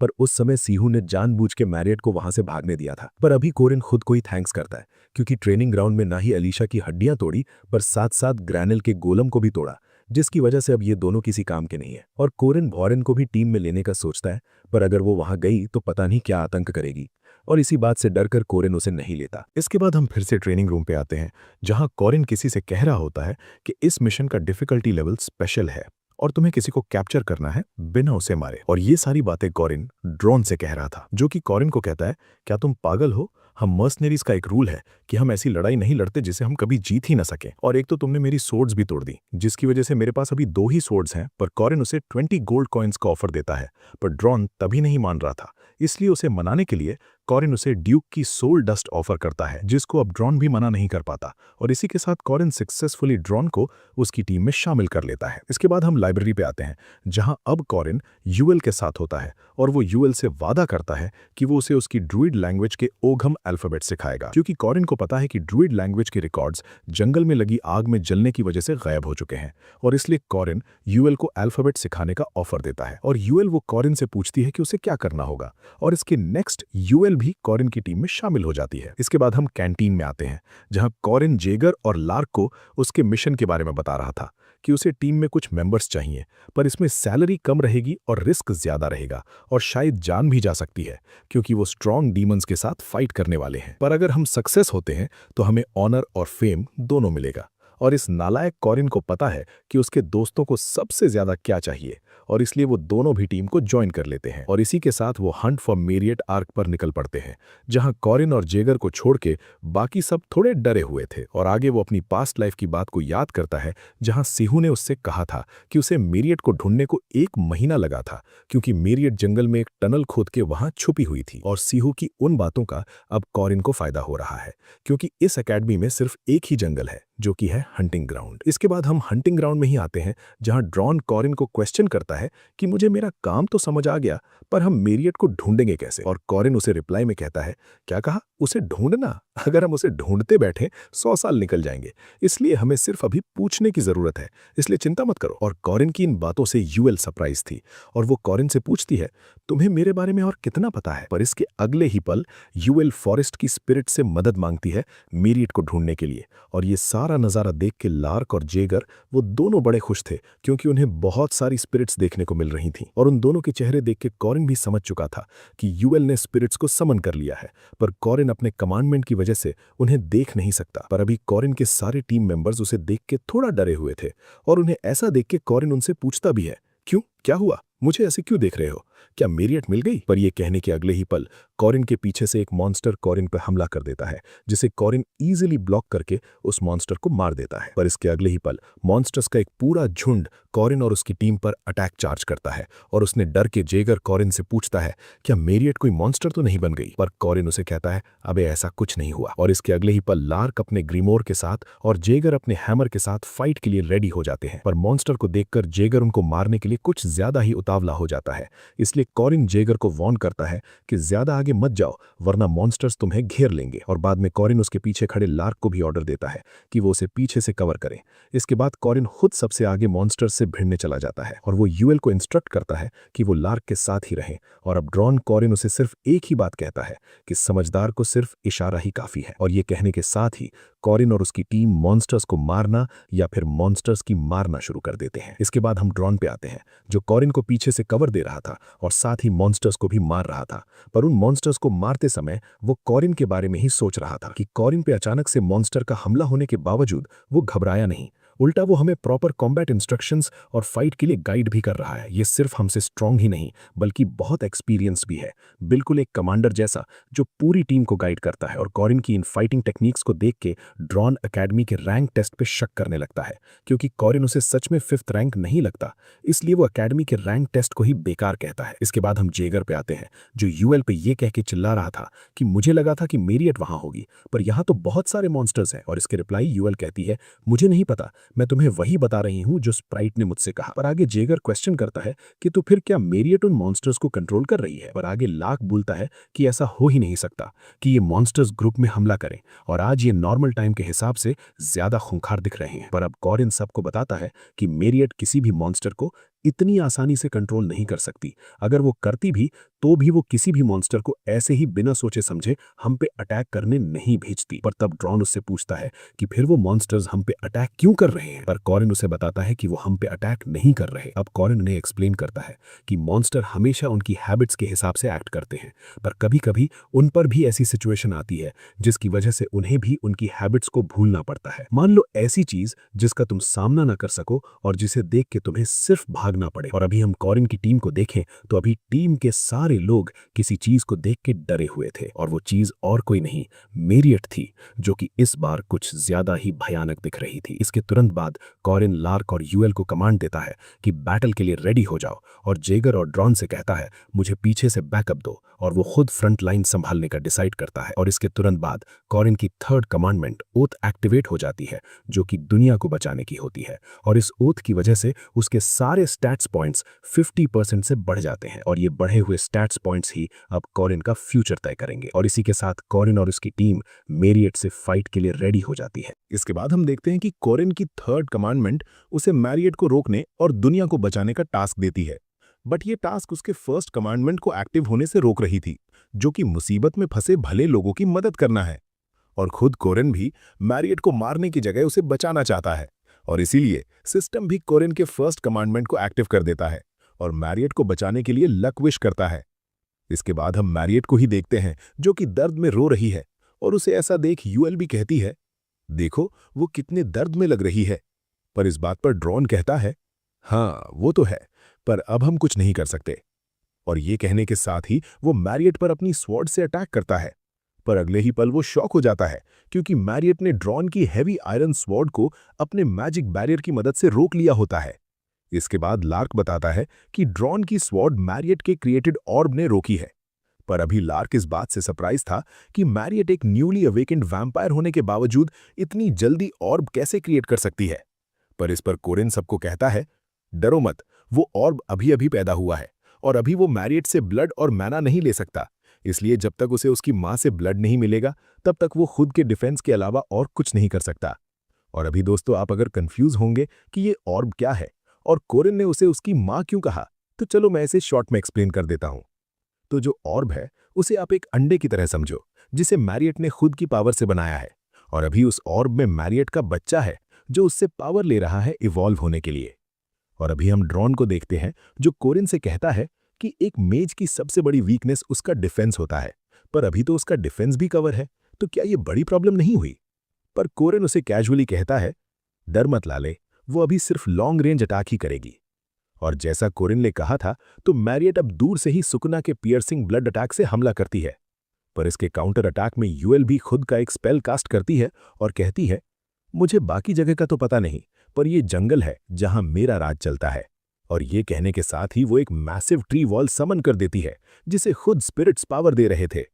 पर तभी मैरियट के कुछ अटैक यूएल को डैमेज दे ही रहे थे, जिसे देख जेगर डर के कहता है, अरे ये डिफेंस टूटेगा तो नहीं ना। पर तभी लार्क उसे डांट के कहता है, साले बद्दुआ मत लगा। और अभी यूएल को भी इस बैरियर को बनाए रखने के लिए प्रॉब्लम हो रही होती है, क्योंकि इस बैरियर को समन करने के लिए ही उसका आधे से ज्यादा मैना खत्म हो चुका है। और एक तो वो एग्जाम वाली फाइट से रिकवर भी नहीं हुई है। पर तभी वो इस बैरियर को बनाए रखने का ट्राई करती है। पर तभी कोरिन उससे पूछता है, क्या तुम्हारी लिमिट तक पहुंच गई? पर यूएल कोरिन को देख अपने मन में गाली देती है कि ये कमीना, अगर उसने वो प्रॉमिस ना किया होता तो आज मेरी ऐसी हालत ना होती। पर तभी कोरिन उसे कहता है, बस थोड़ी देर और उसे रोके रखो, इसके बाद आगे का मैं संभाल लूंगा। और इसके रिप्लाई में यूएल हाँफते हुए आवाज में उससे पूछती है, क्या तुम उसे संभाल लोगे? और कोरिन कहता है, हाँ, वो संभाल लेगा। और अभी हम मैरियट को देखते हैं, जो कि उसके ऑर्ब को मैना और ब्लड दे रही थी। इसके बाद कोरिन फिर से मैरियट को हराने के 4 फेजेस के बारे में बताता है, जहां फर्स्ट फेज में मॉन्स्टर्स तुम्हें चारों ओर से घेर लेंगे। सेकंड फेज में मॉन्स्टर्स को हराने के बाद मैरियट खुद तुमसे लड़ने आएगी। और इन सारी बातों को कोरिन फिर से बता के यही समझाना चाहता है कि जब तक लास्ट फेज शुरू नहीं होता तब तक मैरियट अपनी फुल पावर का यूज नहीं करेगी, क्योंकि ये सेम चीज गेम और उसकी पास्ट लाइफ में हो चुकी है। इसके बाद कोरिन लार्क से कहता है कि लार्क, तुम अभी यहां से चले जाओ, क्योंकि तुम अपना बिगिनर लेवल मैजिक 2 बार से ज्यादा इस्तेमाल नहीं कर सकते। और इस बात को सुनकर लार्क भी थोड़ा सरप्राइज होकर कहता है, तो तुम्हें मेरी वीकनेसेस पता थी? और इसके अगले ही पल लार्क वहां से जाने लगता है। पर कोरिन उसे जाते जाते कहता है कि मैं इसके बाद यूएल को भेजूंगा, और एक बार तुम दोनों मिल गए तो जितना हो सके उतनी दूर भाग जाना। और अभी हम यूएल के बनाए बैरियर को देखते हैं, जहां मैरियट के पियर्सिंग ब्लड ने कुछ होल्स किए होते हैं। और इसके अगले ही पल वो सारे होल्स क्रिस्टल्स बन जाते हैं। और ये सब देख कोरिन भी समझ गया कि अब थर्ड फेज भी शुरू होने वाला है। और मैरियट जो अटैक करती है वो एल्केमी मैजिक फ्रीज होता है, जो अगले ही पल उस बैरियर के टुकड़े टुकड़े कर देता है। और उस बैरियर को टूटता देख सबसे ज्यादा जेगर की ही फटी थी, और ये देख वो चिल्लाने लगता है, अरे भाई, ये तो गिर गया। पर उनके पीछे यूएल एक मैजिक स्पेल कास्ट कर रही होती है कि वो धरती जो पेड़ों, देवताओं और कीड़ों का पालन पोषण करती है, और वो राख जो दुनिया को पूरा करने में मदद करती है। और ये सारे स्पेल्स ओघम अल्फाबेट्स थे जो कि उसके सामने लिखे थे। और इसके नेक्स्ट ही वो स्पेल अपना काम करना शुरू करते हैं। और अब कोरिन बताता है कि ये सारे स्पेल्स उसने ही वहां लिखे थे, पर इन स्पेल्स को एक प्योर ब्लड ड्रूइड के अलावा और कोई यूज नहीं कर सकता। और ये टेक्स्ट रून टेक्स्ट के समान ही है, बस इन्हें यूज करने का अलग सिस्टम और मेथड है, क्योंकि ये अलग एंशिएंट टाइम से बिलोंग करते हैं। और ये स्पेल्स यूएल को फ्यूचर में उसकी खुद की आर्क कंप्लीट करने पे मिलते, पर अभी कोरिन को इसकी सबसे ज्यादा जरूरत थी, इसलिए उसने फ्यूचर का इंतजार नहीं किया। और यूएल ने जो स्पेल कास्ट किया था, तो अब उसका रिजल्ट देख के जेगर और ड्रॉन दोनों शॉक थे, क्योंकि यूएल ने इस बार हशीरामा का जुत्सु यूज करके एक विकरमैन नाम के जायंट डॉल को समन किया है। और यूएल इसे देख खुद भी सरप्राइज थी कि उसने हशीरामा का जुत्सु सक्सेसफुली यूज कर लिया। पर कोरिन अभी थोड़ा गिल्टी फील कर रहा था, क्योंकि इस वुडन डॉल समन स्पेल को खुद यूएल ही अपनी एबिलिटी की मदद से फाइंड आउट करती, पर फ्यूचर से पहले ही कोरिन ने उसकी मदद कर दी। पर कोरिन को पता है कि यह करना जरूरी था। और अभी कोरिन तुरंत जेगर से कहता है कि मुझे वहां एक आउल बेर जिंदा दिख रहा है, तो जल्दी से उसे उठा के विकरमैन के ऊपर फेंको। और अभी भी एक मॉन्स्टर जिंदा बचा है, इस बात को सुनकर जेगर थोड़ा सरप्राइज था। पर बाद में जेगर कोरिन की बात मान के उस मॉन्स्टर को ढूंढ लेता है और कोरिन से कहता है, हाँ कोरिन, तुमने सही कहा था, यहाँ एक मॉन्स्टर था। पर एक्चुअली वो आउल बेर कोरिन ने जानबूझकर जिंदा रखा था। और कोरिन ने जैसा कहा था, जेगर ने उसी तरह उस आउल बेर को विकरमैन के ऊपर फेंक दिया। और जैसे ही वो आउल बेर उस विकरमैन से टकराया, वो बेचारा एक बिजली के झटके से वहां जलने लगा। और अब कोरिन बताता है कि उस विकरमैन को चलाने के लिए एक सैक्रिफाइस की जरूरत होती है, और जब तक वो सैक्रिफाइस जलता रहेगा तब तक हम उस वुडन डॉल का यूज एक गोलम के रूप में कर सकते हैं। और अब मैरियट भी उस विकरमैन पे हमला करती है, जिसका उस पर कुछ खास असर नहीं होता, और विकरमैन अपना एक हाथ हिला के इस मैरियट के सारे अटैक्स को फुस कर देता है। पर उस विकरमैन को कंट्रोल करने के लिए यूएल की हालत खराब हो रही थी। पर कोरिन उसे मोटिवेट करता है कि यूएल, हार मत मानो, अगर तुमने उसे कंट्रोल नहीं किया तो हम सब मारे जाएंगे। और अब वो विकरमैन मैरियट के सामने खड़ा था, और मैरियट उसे रोकने के लिए उस पर ब्लड स्पीयर्स फेंकती है, जो कि विकरमैन को चीर के आर पार जा रहे थे। और इसी बात से डरकर जेगर कोरिन से पूछता है, वो विकरमैन टूट तो नहीं जाएगा ना? पर कोरिन उन्हें अश्योर करता है कि ये कोई लिविंग थिंग नहीं है, और सिर्फ कुछ होल्स से इसे कुछ भी नहीं होगा। और वैसे भी ये फाइट फायर वर्सेस आइस की है, और ऐसा हो ही नहीं सकता कि फायर आइस से हार जाए। पर कोरिन ये भूल गया कि उसकी किस्मत तो है गांडू, क्योंकि इसके अगले ही पल मैरियट एक जायंट सा स्पीयर विकरमैन के आर पार दे मारती है। और अब मेरी किस्मत वाली बात से खुद कोरिन भी अग्री करता है, क्योंकि अगले पल वो विकरमैन भी हार जाता है। और अब कोरिन खुद की किस्मत को ही कोस रहा था, ये कह के कि साली मेरी किस्मत मुझे हर बार गांड दिखा के चली जाती है। और अब मैरियट वो तो कोरिन की पलटन की तरफ ही देख रही थी, और यूएल वो भी पूरी थक चुकी थी। इसलिए कोरिन उसे यहां से भागने को कहता है, क्योंकि यहां उसके रुकने का कोई फायदा नहीं था। पर जेगर कोरिन पे चिल्ला रहा था कि हे, क्या हम खुद से इसे हरा पाएंगे? पर कोरिन उसे कहता है कि मैरियट ने अपने सारे वाइड रेंज अटैक्स यूज कर लिए हैं, इसका मतलब अब हमारी बारी है। और ये कहने के साथ ही वो मैरियट पर अटैक करने के लिए भागने लगता है, और उसके पीछे ड्रॉन और जेगर भी आने लगते हैं। और उन्हें अपनी तरफ आता देख मैरियट उन पे भी स्पीयर से अटैक करती है, जिससे ये लोग मुश्किल से ब्लॉक कर पा रहे थे। और जैसे ही ड्रॉन को एक ओपनिंग दिखती है, तो वो मैरियट के ऑब के ऊपर अपनी स्वॉर्ड से हमला करता है। पर उस अटैक से उस ऑब को कुछ भी फर्क नहीं गिरता। पर इसके अगले ही पल जेगर अपना हैमर घुमाते हुए ड्रॉन के पीछे से जंप करके उस ऑब को एक ही अटैक में डिस्ट्रॉय कर देता है, जिसे देख कोरिन खुश था और साथ ही जेगर भी। पर उनकी खुशी ज्यादा देर नहीं टिकती, क्योंकि ऑब टूटने की वजह से फेज 3 स्टार्ट हो चुका था, और इसके नेक्स्ट ही मैरियट भी खुद का domain realm of blood open कर देती है, जिसका इम्पैक्ट सिर्फ कोरिन ही सहन कर पाया। और अब कोरिन बताता है कि वो सब अभी रियल्म ऑफ ब्लड में फंसे हैं, जो कि ऑब टूटने के बाद ही एक्टिवेट होता है, और अभी उस ऑब ने मैरियट का ब्लड और मैना चूस के खुद का एक रूप ले लिया है। और अब कोरिन इस बात पे सोच के हंसता है कि उसे नहीं लगा था कि वो ही लास्ट तक टिका रहेगा, और इस फेस को क्लियर करने के लिए 3 लोग चाहिए होते हैं। पर कोरिन कहता है, भाड़ में जाएं 3 लोग, मेरे जैसा सिर्फ अकेला बंदा काफी है। इसके बाद हम एक लाल चांदनी रात को देखते हैं, जहां कोई ये कह रहा होता है कि अगर तुम इंसान के रूप में पैदा हुए हो तो तुम इंसान और जानवरों में फर्क कर सकते हो, और अगर तुम इंसान हो तब तो ये तुम्हारे लिए आम बात है कि डर कर खुद की आंखें बंद कर लेना जब तुम किसी जानवर को तड़पते और मरते देखो जो कि मरना नहीं चाहता। और ये सारी बातें मैरियट उस दौरान कह रही होती है जब वो वैम्पायर में ट्रांसफॉर्म हो रही थी। देन उसकी नजर उसके साइड में उसे आवाज दे रही इजाबेल पे जाती है, और उसे देख मैरियट कहती है, उसको देख के पता नहीं मेरे गले में एक अलग सी जलन होने लगी। और तभी मेरे उस गले ने किसी की गर्दन ढूंढ ली जिसका नाम भी मुझे नहीं पता था, और बिना मैंने कुछ सोचे उस गर्दन को काट लिया, और मेरे नुकीले दांत उसकी गर्दन को चीर के उसकी नसों में घुस गए, और वो जानवर खुद की जान बचाने के लिए तड़पने लगा। पर तभी उस जानवर को तड़पता देख मुझे ना ही डर लगा और ना ही आंखें बंद करने का ख्याल आया, और मुझे उस तड़पते जानवर की आवाज किसी सुरीली पियानो की धुन जैसी सुनाई दे रही थी, और उसका वार्म ब्लड मेरे गले की प्यास को बुझा रहा था। पर जब मुझे होश आया तो मेरी नसें जो मुझे लगा कि रुक गई हैं, वो एकदम से बढ़ने लगीं, और जो खून की महक मुझे डिलीशियस लग रही थी, अब मुझे वो घिनौनी लगने लगी। और जब मैं पूरी तरह होश में आई, तब मुझे पता चला कि जिसका मैं जानवर समझकर खून पी रही थी वो मेरी दोस्त इजाबेल थी। और तब मुझे पता चला कि मैंने मेरे दोस्त को लगभग मार ही दिया है, और इस डर से कि मैं किसी और की जान न ले लूं, मैं वहां से भाग गई और जंगल में छुपी रही जब तक ये लड़का मुझे ढूंढने नहीं आया। और अब फाइनली हम मेन फाइट में आते हैं, जहां मैरियट का ऑर्ब अब एक मॉन्स्टर बन चुका है और कॉरिन के सामने दहाड़ रहा है। और अब वो कॉरिन पे अटैक करने के लिए पहले तो अपना मुंह बंद करता है, और बाद में कॉरिन के ऊपर ब्लड से बने वेपन्स थ्रो करता है। और ये अटैक देख कॉरिन उस मॉन्स्टर से कहता है, तू हरामखोर कुत्ते, तेरी हिम्मत कैसे हुई किसी इंसान को काटने की। और ये कहने के साथ ही वो उस मॉन्स्टर के अटैक को अपने स्पीयर के साथ आसानी से डिफ्लेक्ट कर देता है।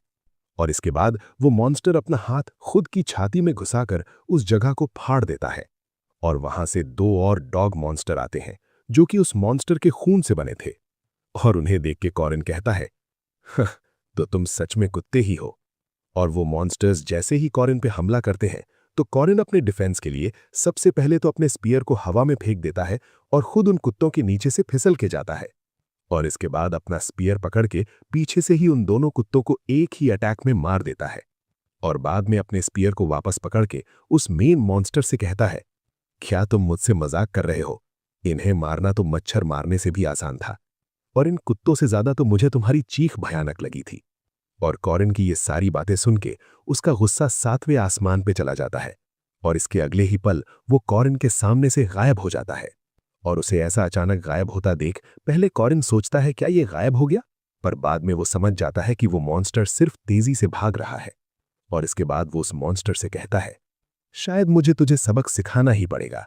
और अब हम उस मॉन्स्टर को ही देखते हैं जो कॉरिन के चारों ओर तेजी से घूम रहा है।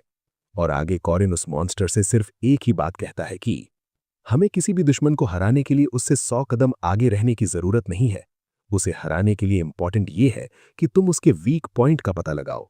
और ये कहने के साथ ही कॉरिन उस मॉन्स्टर के वीक पॉइंट यानी उसकी गांड में अपना स्पीयर दे मारता है। और कॉरिन उस मॉन्स्टर से कहता है, मुझे ये तेरे पैथरे मत दिखा, मैं ये पहले ही बहुत बार देख चुका हूं। और ये कहने के साथ ही वो उस मॉन्स्टर पे अपना poisonous dragon exit spear attack से हमला करता है, जिससे जो मेरिएट का डोमेन था वो भी अब टूट जाता है। और कॉरिन उस मॉन्स्टर को हरा के इस फेज 3 को भी कंप्लीट कर देता है।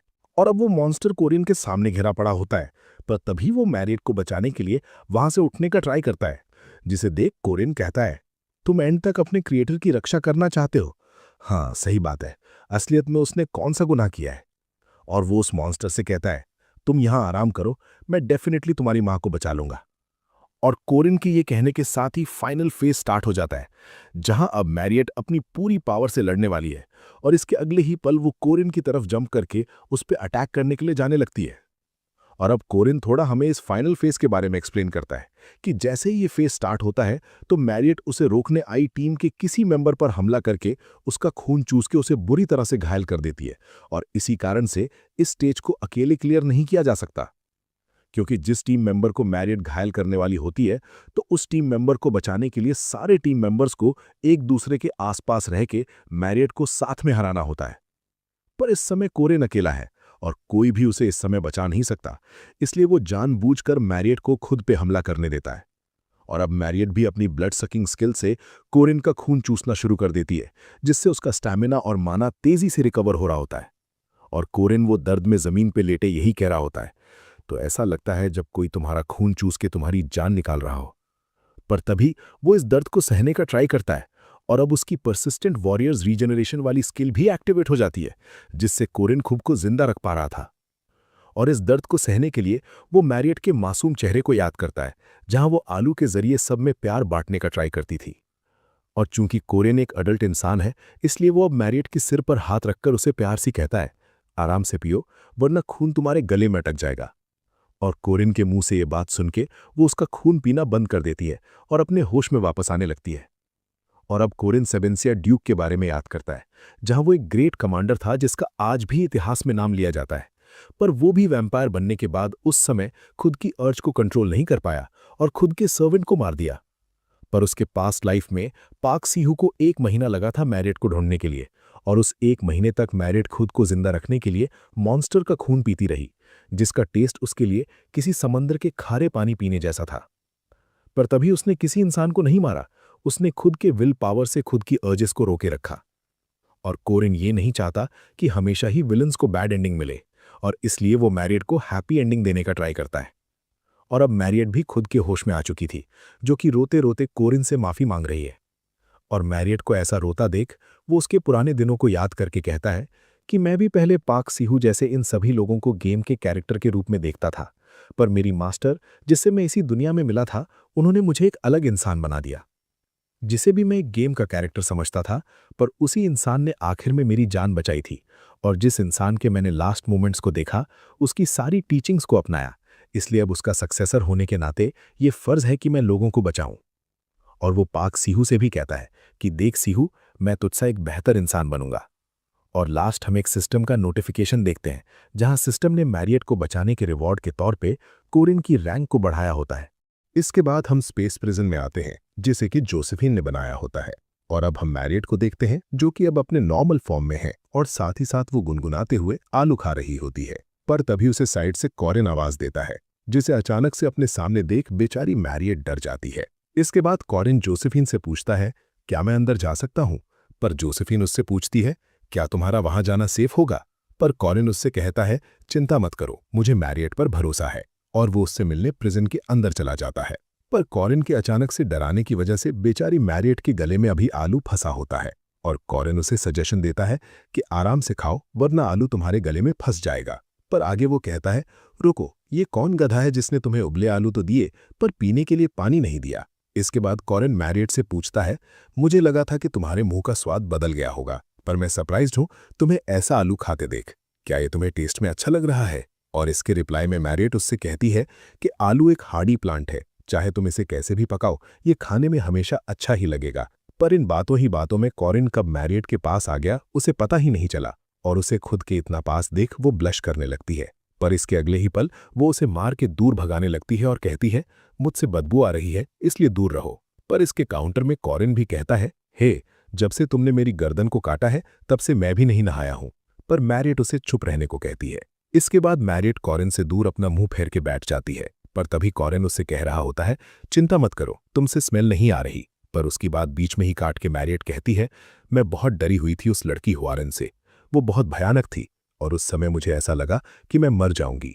और मैरियट की इन बातों को सुनकर कॉरिन खुद को ही कोसता है, क्योंकि अगर वो उस दिन हुआरन से ना मिला होता तो हुआरन कभी भी उसे ढूंढने के लिए एग्जाम में पार्टिसिपेट ना करती, और ना ही कभी मैरियट और हुआरन की फाइट होती, जिससे ना ही मैरियट समय से पहले वैम्पायर में अवेकन होती। पर अभी इसके उल्टा मैरियट कॉरिन की तारीफ कर रही थी, ये कह के कि जब तुम स्पिरिट बॉडी से लड़ रहे थे तो मैंने हमेशा सोचा कि तुम बार बार क्यों खड़े हो रहे हो, तुम हार क्यों नहीं मान रहे, जबकि सारे स्टूडेंट्स तुम्हें ये कह के चिढ़ा रहे थे कि तुम नहीं कर पाओगे, पर तुमने आखिर में कर दिखाया। पर कॉरिन मैरियट से कहता है, वेल वो उतना कुछ खास नहीं था, और इसके अलावा मुझे हमेशा ही हैप्पी एंडिंग्स पसंद है, जहां अच्छा काम करने वाले को रिवॉर्ड और बुरे काम करने वाले को सजा मिलती है। और तुम एक अच्छी इंसान हो मैरियट, और काफी सुंदर भी, और जब तक पॉसिबल हो तब तक मैं हैप्पी एंडिंग्स ही पसंद करूंगा। सो मेरे कहने का मतलब यही है कि मैरियट, मैं तुम्हें हमेशा खुश देखना चाहूंगा। और अब हम मैरियट को देखें तो वो कॉरिन की इन सारी बातों को सुन के उसका पूरा चेहरा लाल हो गया होता है, और ये सब देखने वाले हम समझ गए कि मैरियट कॉरिन के प्यार में गिरने वाली है। पर दोस्तों, तुम ऐसा रियल लाइफ में कभी सोचना भी मत कि तुम्हारे साथ भी कुछ ऐसा होगा, क्योंकि मेरी भी एक दोस्त डिप्रेशन से जूझ रही थी, तब मैंने उसकी भी मदद कॉरिन जैसे ही की थी। और मैं एनिमे मांगा की दुनिया में जीने वाला आदमी, तो मुझे भी लगा कि मेरी दोस्त मेरे प्यार में पागल हो गई होगी। पर अगर वो मुझे प्रपोज करती तो मैं उसे ना ही बोलने वाला था। पर साला मेरी इमेजिनेशन से उल्टा वो तो किसी गली के गंजट्टी लड़के के प्यार में पड़ गई थी। और पता नहीं, वो सीन देख आज भी दिल में अजीब सा दर्द होता है। पर छोड़ो इन बातों को, हम मैरियट पे वापस आते हैं, जो कि कॉरिन से कहती है कि जूनियर, क्या तुम यहां से जा सकते हो, मुझे अब नहाना है। पर कॉरिन ये कहता है कि मैं अभी तो यहां आया था, पर वो वहां से चला जाता है और मैरियट से कहता है कि वो उससे दोबारा मिलने आएगा। और उसे यहां से जाते देख मैरियट भी उसे थैंक्स करती है उसे कंफर्ट करने के लिए। पर साथ ही साथ वो इस बात से दुखी थी कि क्या उसे सच में खुश रहने का अधिकार है। पर इसके बाद हम फिर कॉरिन को ही देखते हैं, जो कि हॉलवे में यही सोचते जा रहा होता है कि मैरियट को अभी कुछ समय के लिए ऐसे ही अकेला रखा जाएगा, क्योंकि उसने जो कांड किए उसे रिकवर होने में थोड़ा टाइम लगेगा। पर आगे वो कहता है कि मैरियट को जल्द ही रिलीज किया जाएगा, क्योंकि हुआरन भी अब बिना किसी प्रॉब्लम के डेली स्कूल जा रही है, और भले ही मैरियट अब एक डेमी ह्यूमन क्यों ना हो, तभी यहां उससे किसी को डर नहीं लगेगा। और जब कॉरिन ऐसे ही बातें सोचते हुए जा रहा था, तब उसे कोई आवाज देता है, जो और कोई नहीं, हमारे वाइफू चेयरमैन थे। और वो कॉरिन से कहते हैं, क्या हम थोड़ी देर कुछ बात कर सकते हैं? और वो आगे कॉरिन से कहते हैं, हम पहली बार ऐसे मिल रहे हैं, तो तुम्हारी तबीयत कैसी है? और इस सवाल पर कॉरिन ऑकवर्डली जवाब देता है कि वो ठीक है। पर आगे चेयरमैन की बात सुन के कॉरिन शॉक हो जाता है, क्योंकि वो मैरिड की पनिशमेंट की बात करते हैं। और चेयरमैन की ये बात सुन कॉरिन यही सोचने लगता है कि उसने कभी नहीं सोचा कि मैरिड को भी पनिशमेंट हो सकती है। और अब वो इस बात से डरा था कि क्या मैरियट को एक हैप्पी एंडिंग नहीं मिलेगी। पर तभी मैरियट को बचाने के लिए कॉरिन चेयरमैन से कहने लगता है, रुकिए, मैं आपको समझा सकता हूं कि अभी तक क्या हुआ। पर चेयरमैन उसकी बात बीच में ही काट के कहते हैं कि उसकी पनिशमेंट ऑलरेडी तय हो चुकी है। पर तभी भी कॉरिन चेयरमैन को समझाया जा रहा था कि प्लीज आपको मेरी बात सुननी चाहिए, जिसने कि उससे फाइट की है, और कौन इंसान है जो इतनी जल्दी पनिशमेंट डिसाइड करता है। और कॉरिन का ऐसा मैरिड को बचाने का उतावलापन देख चेयरमैन हंस के कहते हैं, जैसा मुझे लगा था, तुम टेंशन मत लो, मैरिड को कोई पनिशमेंट नहीं होगी। और वो कॉरिन से आगे कहते हैं, मुझे नहीं लगता कि मैरियट से हमें कोई खतरा है, और इसी बात को चेक करने के लिए मैं ऐसे किसी का एटीट्यूड देखना चाहता था जो उससे लड़ा हो। और आगे चेयरमैन कॉरिन को चिंता ना करने को कहते हैं, और जैसे ही मैरियट ठीक हो जाएगी उसे भी उसके आइसोलेशन से फ्री किया जाएगा। और अब इन सारी बातों को सुन के कॉरिन की जान में जान आती है। पर आगे चेयरमैन कॉरिन ने कैसे मैरियट को ढूंढा और उसे पकड़ा, इस बारे में पूछते हैं, और कॉरिन भी उन्हें सिर्फ वही बातें बताता है जो उन्हें जानना जरूरी था। पर उसे इस बात का डर था कि वो उसकी बातों पर यकीन करेंगे या नहीं, पर उसने जितना सच हो सकता था उतना बताया। और चेयरमैन इन सारी बातों को ध्यान से सुन के कॉरिन से कहते हैं, हमें इस इंसिडेंट की ऑफिशियल अनाउंसमेंट करनी होगी, पर वो कोरिन को अश्योर करते हैं कि वो इन सारी बातों को पब्लिक नहीं करेंगे। और इसके बाद कोरिन ने अब तक जो कुछ एकेडमी और मेरिट के लिए किया, उसके ग्रैटिट्यूड के तौर पर चेयरमैन अपना सिर झुका के कोरिन को थैंक्स करते हैं। और चेयरमैन को इस तरह खुद के सामने सिर झुकाए देख कोरिन भी थोड़ा नर्वस हो जाता है। और चेयरमैन कोरिन से वादा करते हैं कि अगर उसे फ्यूचर में कभी भी उनकी जरूरत पड़ी तो वो हमेशा मदद के लिए तैयार रहेंगे। और अब कोरिन थोड़ा चेयरमैन के बारे में बताता है कि ये इंसान हमेशा खुद की कमजोरियों को एक्सेप्ट करता है और साथ ही हर काम की सबसे ज्यादा रिस्पॉन्सिबिलिटी लेता है। और ये सब सोचते सोचते वो पास्ट लाइफ के उस समय को याद करता है जहां हमारे चेयरमैन विफू ने कोरिन को बचाने के लिए खुद का सैक्रिफाइस किया था। और कोरिन इस दुनिया में सबसे ज्यादा भरोसा चेयरमैन पर ही करता है, इसीलिए वो उनसे रिक्वेस्ट करता है कि वो अपना सिर उठाएं। इसके बाद हम मैरियट को देखते हैं जहां वो अभी तक जो उसके साथ हुआ उसी बारे में सोच रही होती है कि कैसे उसने कोरिन की जान लेने की कोशिश की थी और कोरिन वहां से भागने के बजाय उसने उल्टा खुद को सैक्रिफाइस कर दिया, जिसके कारण वो अपने होश में आ पाई। पर तभी इन सारी बातों से उसका गिल्ट उसे अंदर से खा रहा था, क्योंकि वो इस तरह की इंसान है जो अपनी जान से ज्यादा दूसरों की जान की परवाह करती है।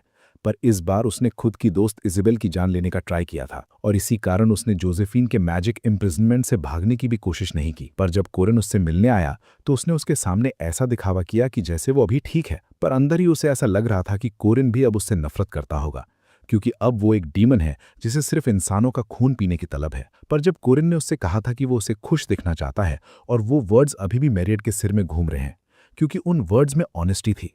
और उसे वो बात भी याद थी कि कैसे कोरिन ने उसे बचाने के लिए खुद की बॉडी सैक्रिफाइस की थी। और इन्हीं बातों को बार बार सोचकर मैरियट अब कोरिन के प्यार में गिर चुकी है। इसके बाद हम वापस कोरिन पे आते हैं, जो कि गलती से कुछ स्टूडेंट्स की बातें सुन लेता है जो कि मैरियट के बारे में बात कर रहे होते हैं। और कोरिन अब बताता है कि मैरियट के इंसिडेंट को हुए आज 1 हफ्ता हो गया है और इस बीच बहुत से लोगों ने मैरियट को अकेडमी में रखने के ऊपर विरोध किया। पर चूंकि हौरान बिना किसी मुसीबत रेगुलर स्कूल आ रही थी, इसलिए वो विरोध भी जल्दी बंद हो गया। पर आगे वो लड़के कहते हैं कि मैरियट को अभी भी आइसोलेशन में रखा गया है, तो क्या वो अभी भी खतरनाक है? पर कोरिन इस बात से सरप्राइज था, क्योंकि अभी तक मैरियट का आइसोलेशन खत्म हो जाना चाहिए था। पर कोरिन के पीछे उसके दोस्त लार्क और जिगर पता नहीं साले क्या गांड मस्ती कर रहे हैं। और हम देखते हैं कि मैरियट को कब का आइसोलेशन से फ्री कर दिया गया था। पर जब वो अकेडमी में वापस आई तो उसे सारे स्टूडेंट्स ने प्यार से वेलकम भी किया। पर सारे स्टूडेंट्स में उसे उसकी दोस्त इज़ाबेल कहीं नहीं दिख रही थी और मैरियट को ऐसा लगा कि अब उसकी दोस्त उससे डरती है और उसके पास नहीं आना चाहती। और इसी बात से उदास होकर उसने खुद को कमरे में बंद कर लिया है। और मैरियट भी इस बात को समझती है कि अगर उसकी जगह वो होती तो वो भी ऐसा दोस्त नहीं चाहती जिसने उसे मारने का ट्राई किया हो। इसलिए मैरियट फैसला करती है कि वो इस एकेडमी को छोड़ के चली जाएगी। और जब वो अपने इन ख्यालों में खोई थी, उसे किसी की आवाज़ आती है और जब मैरियट दरवाज़ा खोलती है तो वहाँ उसकी दोस्त इज़ाबेल होती है, जो उसे झट से गले लगा लेती है और पूछती है, क्या तुम ठीक हो मैरियट? अब तुम्हें कैसा लग रहा है? पर मैरियट उससे पूछती, तुम यहाँ क्या कर रही हो? और उसकी दोस्त रिप्लाई में कहती है, क्यों, मुझे यहाँ नहीं होना चाहिए था?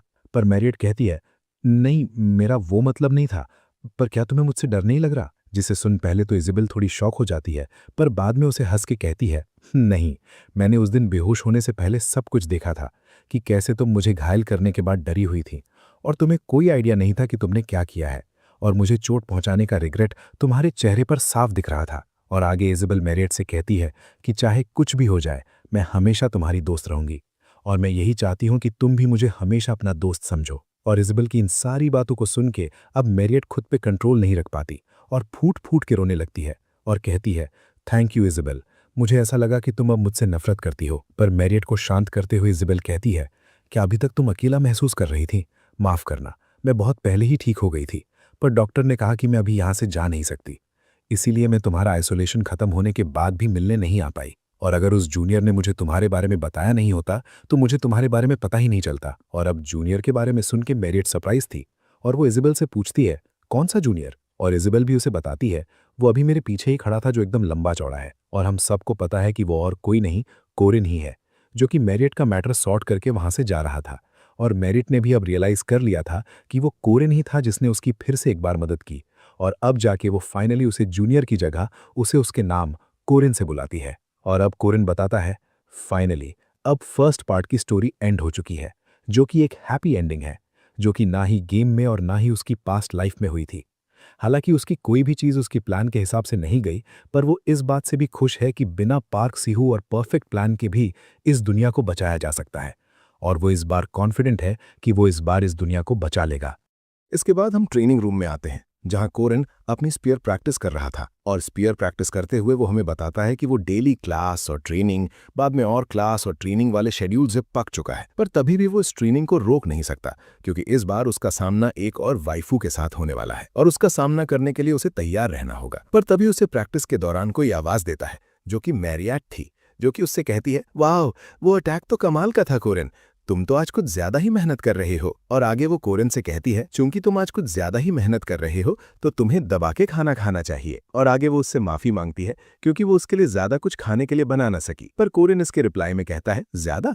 तुमने बहुत ज्यादा ही खाना बनाया है। फिर इसके बाद कोरिन मैरियट ने जो खाना बनाया है उसे खाने के लिए बैठ जाता है और मैरियट से कहता है, चूंकि मुझे बहुत भूख लगी है तो मैं ये पूरा खाना खाने वाला हूं। और जैसे ही कोरिन खाना लेने के लिए अपना हाथ आगे बढ़ाता है तो उसके हाथ में लगी चोट से खून बहने लगता है और वो खून देख मैरियट के मुंह में पानी आने लगता है। और मैरियट का ऐसा चेहरा देख कोरिन उससे पूछता है, क्या मेरे चेहरे के ऊपर कुछ लगा है? पर मैरियट थोड़ी शर्मा के उससे कहती है, नहीं, ऐसा कुछ नहीं है। पर उसे पता है कि उसका मन कोरिन का खून देख के ललचाने लगा था। इसके बाद कोरिन मैरियट के साइड में रखे ब्लड पैक को देख के उससे पूछता है, क्या तुम अभी भी खून पी रही हो? और मैरियट भी उसे हाँ में रिप्लाई करती है। पर कोरिन उससे आगे क्वेश्चन करता है, क्या इस पैक ब्लड और ह्यूमन ब्लड में कोई डिफरेंस है? और इसके रिप्लाई में मैरियट उस पर प्यार से चिल्लाते हुए कहती है, इस पैक ब्लड और ह्यूमन ब्लड में बहुत डिफरेंस है, क्योंकि ह्यूमन ब्लड कुछ ज्यादा ही टेस्टी लगता है, खासकर तुम्हारा। तो कोरिन भी कहता है, तो इनका डिफरेंस ऑर्गेनिक प्रोडक्ट और पेस्टिसाइड्स प्रोडक्ट जैसा होगा। और मैरियट भी कहती है, हाँ, इनका टेस्ट डिफरेंस बिल्कुल फ्रोजन मीट और अभी कटे फ्रेश मीट जैसा होता है। और मैरियट को चिढ़ाने के लिए कोरिन कहता है, तो क्या तुम पूरी जिंदगी फ्रोजन मीट ही खाने वाली हो? पर तभी कोरिन उसे ऑफर देता है कि वो उसका खून कभी कभी पी सकती है, जिसे सुनकर बेचारी मैरियट शर्मा जाती है और उसे कहती है, ऐसी बकवास बातें मत करो। पर कोरिन उसे और चिढ़ाने के लिए कहता है, अरे चिंता मत करो, तुम पी सकती हो, वैसे भी मेरे घाव जल्दी रीजनरेट हो जाएंगे, या चाहो तो तुम अभी ट्राई कर सकती हो। और इन सारी बातों को सुनकर तो मैरियट का चेहरा पूरा लाल हो जाता है और वो कोरिन को डांटते हुए कहती है, तुम्हें ऐसी बातें कहीं नहीं करनी चाहिए। पर इसके बाद वो शर्माते हुए उसे खुद का वैम्पायर ब्लड देती है, जिसे कोरिन बिना झिझक के एक ही बार में पी लेता है। और वैम्पायर ब्लड पीने के अगले पल ही उसके सारे स्टैट्स 1 पॉइंट से बढ़ जाते हैं। और ये बदलाव खुद कोरिन भी नोटिस करता है और कहता है, भले ही उस ब्लड का टेस्ट बहुत खराब था, पर अभी वो उसके पास्ट लाइफ से ज्यादा स्ट्रांग हो चुका है और इस पावर के साथ वो अपनी अगली आने वाली बंदी के साथ फाइट के लिए तैयार है। और अब हम फाइनली बहुत समय बाद हमारी, बट ये भी मेरी ही है, अलीशा को देखते हैं, जो कि घूमने निकली होती है। और बाद में हम वही ट्रेनिंग ग्राउंड वाला सीन देखते हैं जहां अलीशा ने 5th रैंक वाले कोरिन से हारने के बाद मोटिवेट होकर खुद से ये वादा किया था कि वो अब और भी गांड फाड़ मेहनत करेगी। पर जैसा हर कोई लड़का या लड़की इंस्टा पे एक मोटिवेशनल रील देख के कहते हैं, ये साल मेरा होगा, इस साल गांड फाड़ मेहनत करके पूरी लाइफ बदल दूंगा, पर उसके 5 मिनट बाद तुम कहते हो, मैं कुछ सोच रहा था क्या? तो वही सेम चीज अब अलीशा कर रही होती है और अपनी फेवरेट हनी बॉम्ब कैंडी खाते हुए वो यही कहती है, ट्रेनिंग वेनिंग होती रहेगी, पहले जिंदगी का मजा ले लिया जाए। और अब कोरिन थोड़ा अलीशा के बारे में बताता है कि वो एक टैलेंटेड और एक जीनियस स्वॉर्ड्समैन है, पर कब? जब बात उसके ईगो पे आए, और बाकी टाइम वो सिर्फ एक आलसी लड़की है जिसे स्वॉर्ड्समैनशिप की घंटा कोई परवाह नहीं है, और इसके अलावा वो पढ़ाई में भी बेकार है। और अब हम अलीशा पे ही आते हैं, जो पता नहीं पर एक अजीब सी शक्ल बना के हंसते हुए कह रही होती है, जब मैं यहाँ अकेडमी में होती हूँ, मुझे ना ही यहाँ रोज बेवकूफों की तरह 10,000 बार स्वॉर्ड स्विंग करने की प्रैक्टिस करनी पड़ती है, और ना ही उन बदबूदार और भयानक बहन और भाइयों के साथ ड्यूअल करनी पड़ती है जिनके शरीर से सिर्फ पसीने की गंध आती है। और इनसे भी बढ़कर यहाँ मेरी बड़ी बहन भी नहीं है मुझे देखने के लिए, इसलिए मैं यहाँ एंजॉय कर सकती हूँ। पर तभी वहाँ कोरिन उसे पीछे से आवाज देता है और उसे यहाँ अचानक देख अलीशा डर जाती है और उससे पूछती है, तुम यहाँ क्या कर रहे हो? पर कोरिन उससे उल्टा पूछता है, तुम आजकल ट्रेनिंग रूम में दिखाई नहीं दे रही हो। पर अलीशा उसे थोड़ा हकलाते हुए बताती है, मुझे ना इन दिनों बहुत काम था और उनके साथ मुझे मेरे असाइनमेंट्स और मिशंस भी कंप्लीट करने थे। पर कोरिन उसकी बात काट के एकदम एक्साइटेड होकर कहता है, मुझे ऐसा कुछ पता है जिससे तुम अच्छे पैसे कमा सकती हो, इसलिए क्या तुम मेरी पार्टी ज्वाइन करना चाहोगी? जिस बात को सुनकर बेचारी अलीशा रोते हुए अपने मन में कहती है, ये साला हमेशा मेरे ही पीछे क्यों पड़ा रहता है। हालांकि जब भी अलीशा कोरिन के सामने होती है तो उसे ये नहीं दिखा सकती कि वो कितनी आलसी है, और इसी कारण से वो कभी भी कोरिन की बातों को मना नहीं कर पाती। पर बेचारी अलीशा के लिए कोरिन के ट्रेनिंग मेथड्स कुछ ज्यादा ही हार्ड है। पर अभी कोरिन अलीशा को इस मिशन के लिए 2 गोल्ड कॉइन ऑफर करता है, जिसे सुनकर अलीशा इसी सोच में पड़ जाती है कि वो इतने पैसों में कितने हनी बॉम्ब कैंडी और ड्रेसेस खरीद सकती है। इसलिए कोरिन उससे फिर से पूछता है कि क्या वो चलना चाहेगी। और अलीशा भी हाँ में रिप्लाई देती है और कोरिन उसे आगे बताता है कि उनका ये मिशन अगले वीक स्टार्ट होगा और आज वो एक 20 सिल्वर कॉइन का मिशन करने वाला है। इसलिए वो अलीशा से पूछता है क्या वो आना चाहेगी और इस पर भी अलीशा हाँ कर देती है और उसे ऐसा देख कोरिन हंसते हुए अपने मन में कहता है इसे मनाना कितना आसान है, बस पैसा दिखाओ और ये मान जाती है। और कोरिन आगे कहता है कि उसके प्रेडिक्शन के हिसाब से वो लेवल आज ही स्टार्ट होने वाला है। कौन सा लेवल, वो आपको एंड में पता चलेगा। इसके बाद कोरिन बताता है कि अलीशा को पेट्रोलिंग के मिशंस पसंद है क्योंकि इन मिशंस में उसे सिर्फ बताए रास्तों पे घूमना होता है और चेक करना होता है कि वहां कोई प्रॉब्लम तो नहीं। और जो मॉन्स्टर्स सिटी के पास आते हैं वो 4th या 5th रैंक के ही होते हैं और कभी कभी ओकेजनली मिड लेवल के मॉन्स्टर्स भी आते हैं जिन्हें मारना उसके बाएं हाथ का खेल है। इसके बाद हम अलीशा पे ही आते हैं, जो कि कह रही होती है, कैप्टन आप इन मॉन्स्टर्स के क्लॉज और लेदर को बेचने के लिए निकाल सकते हैं।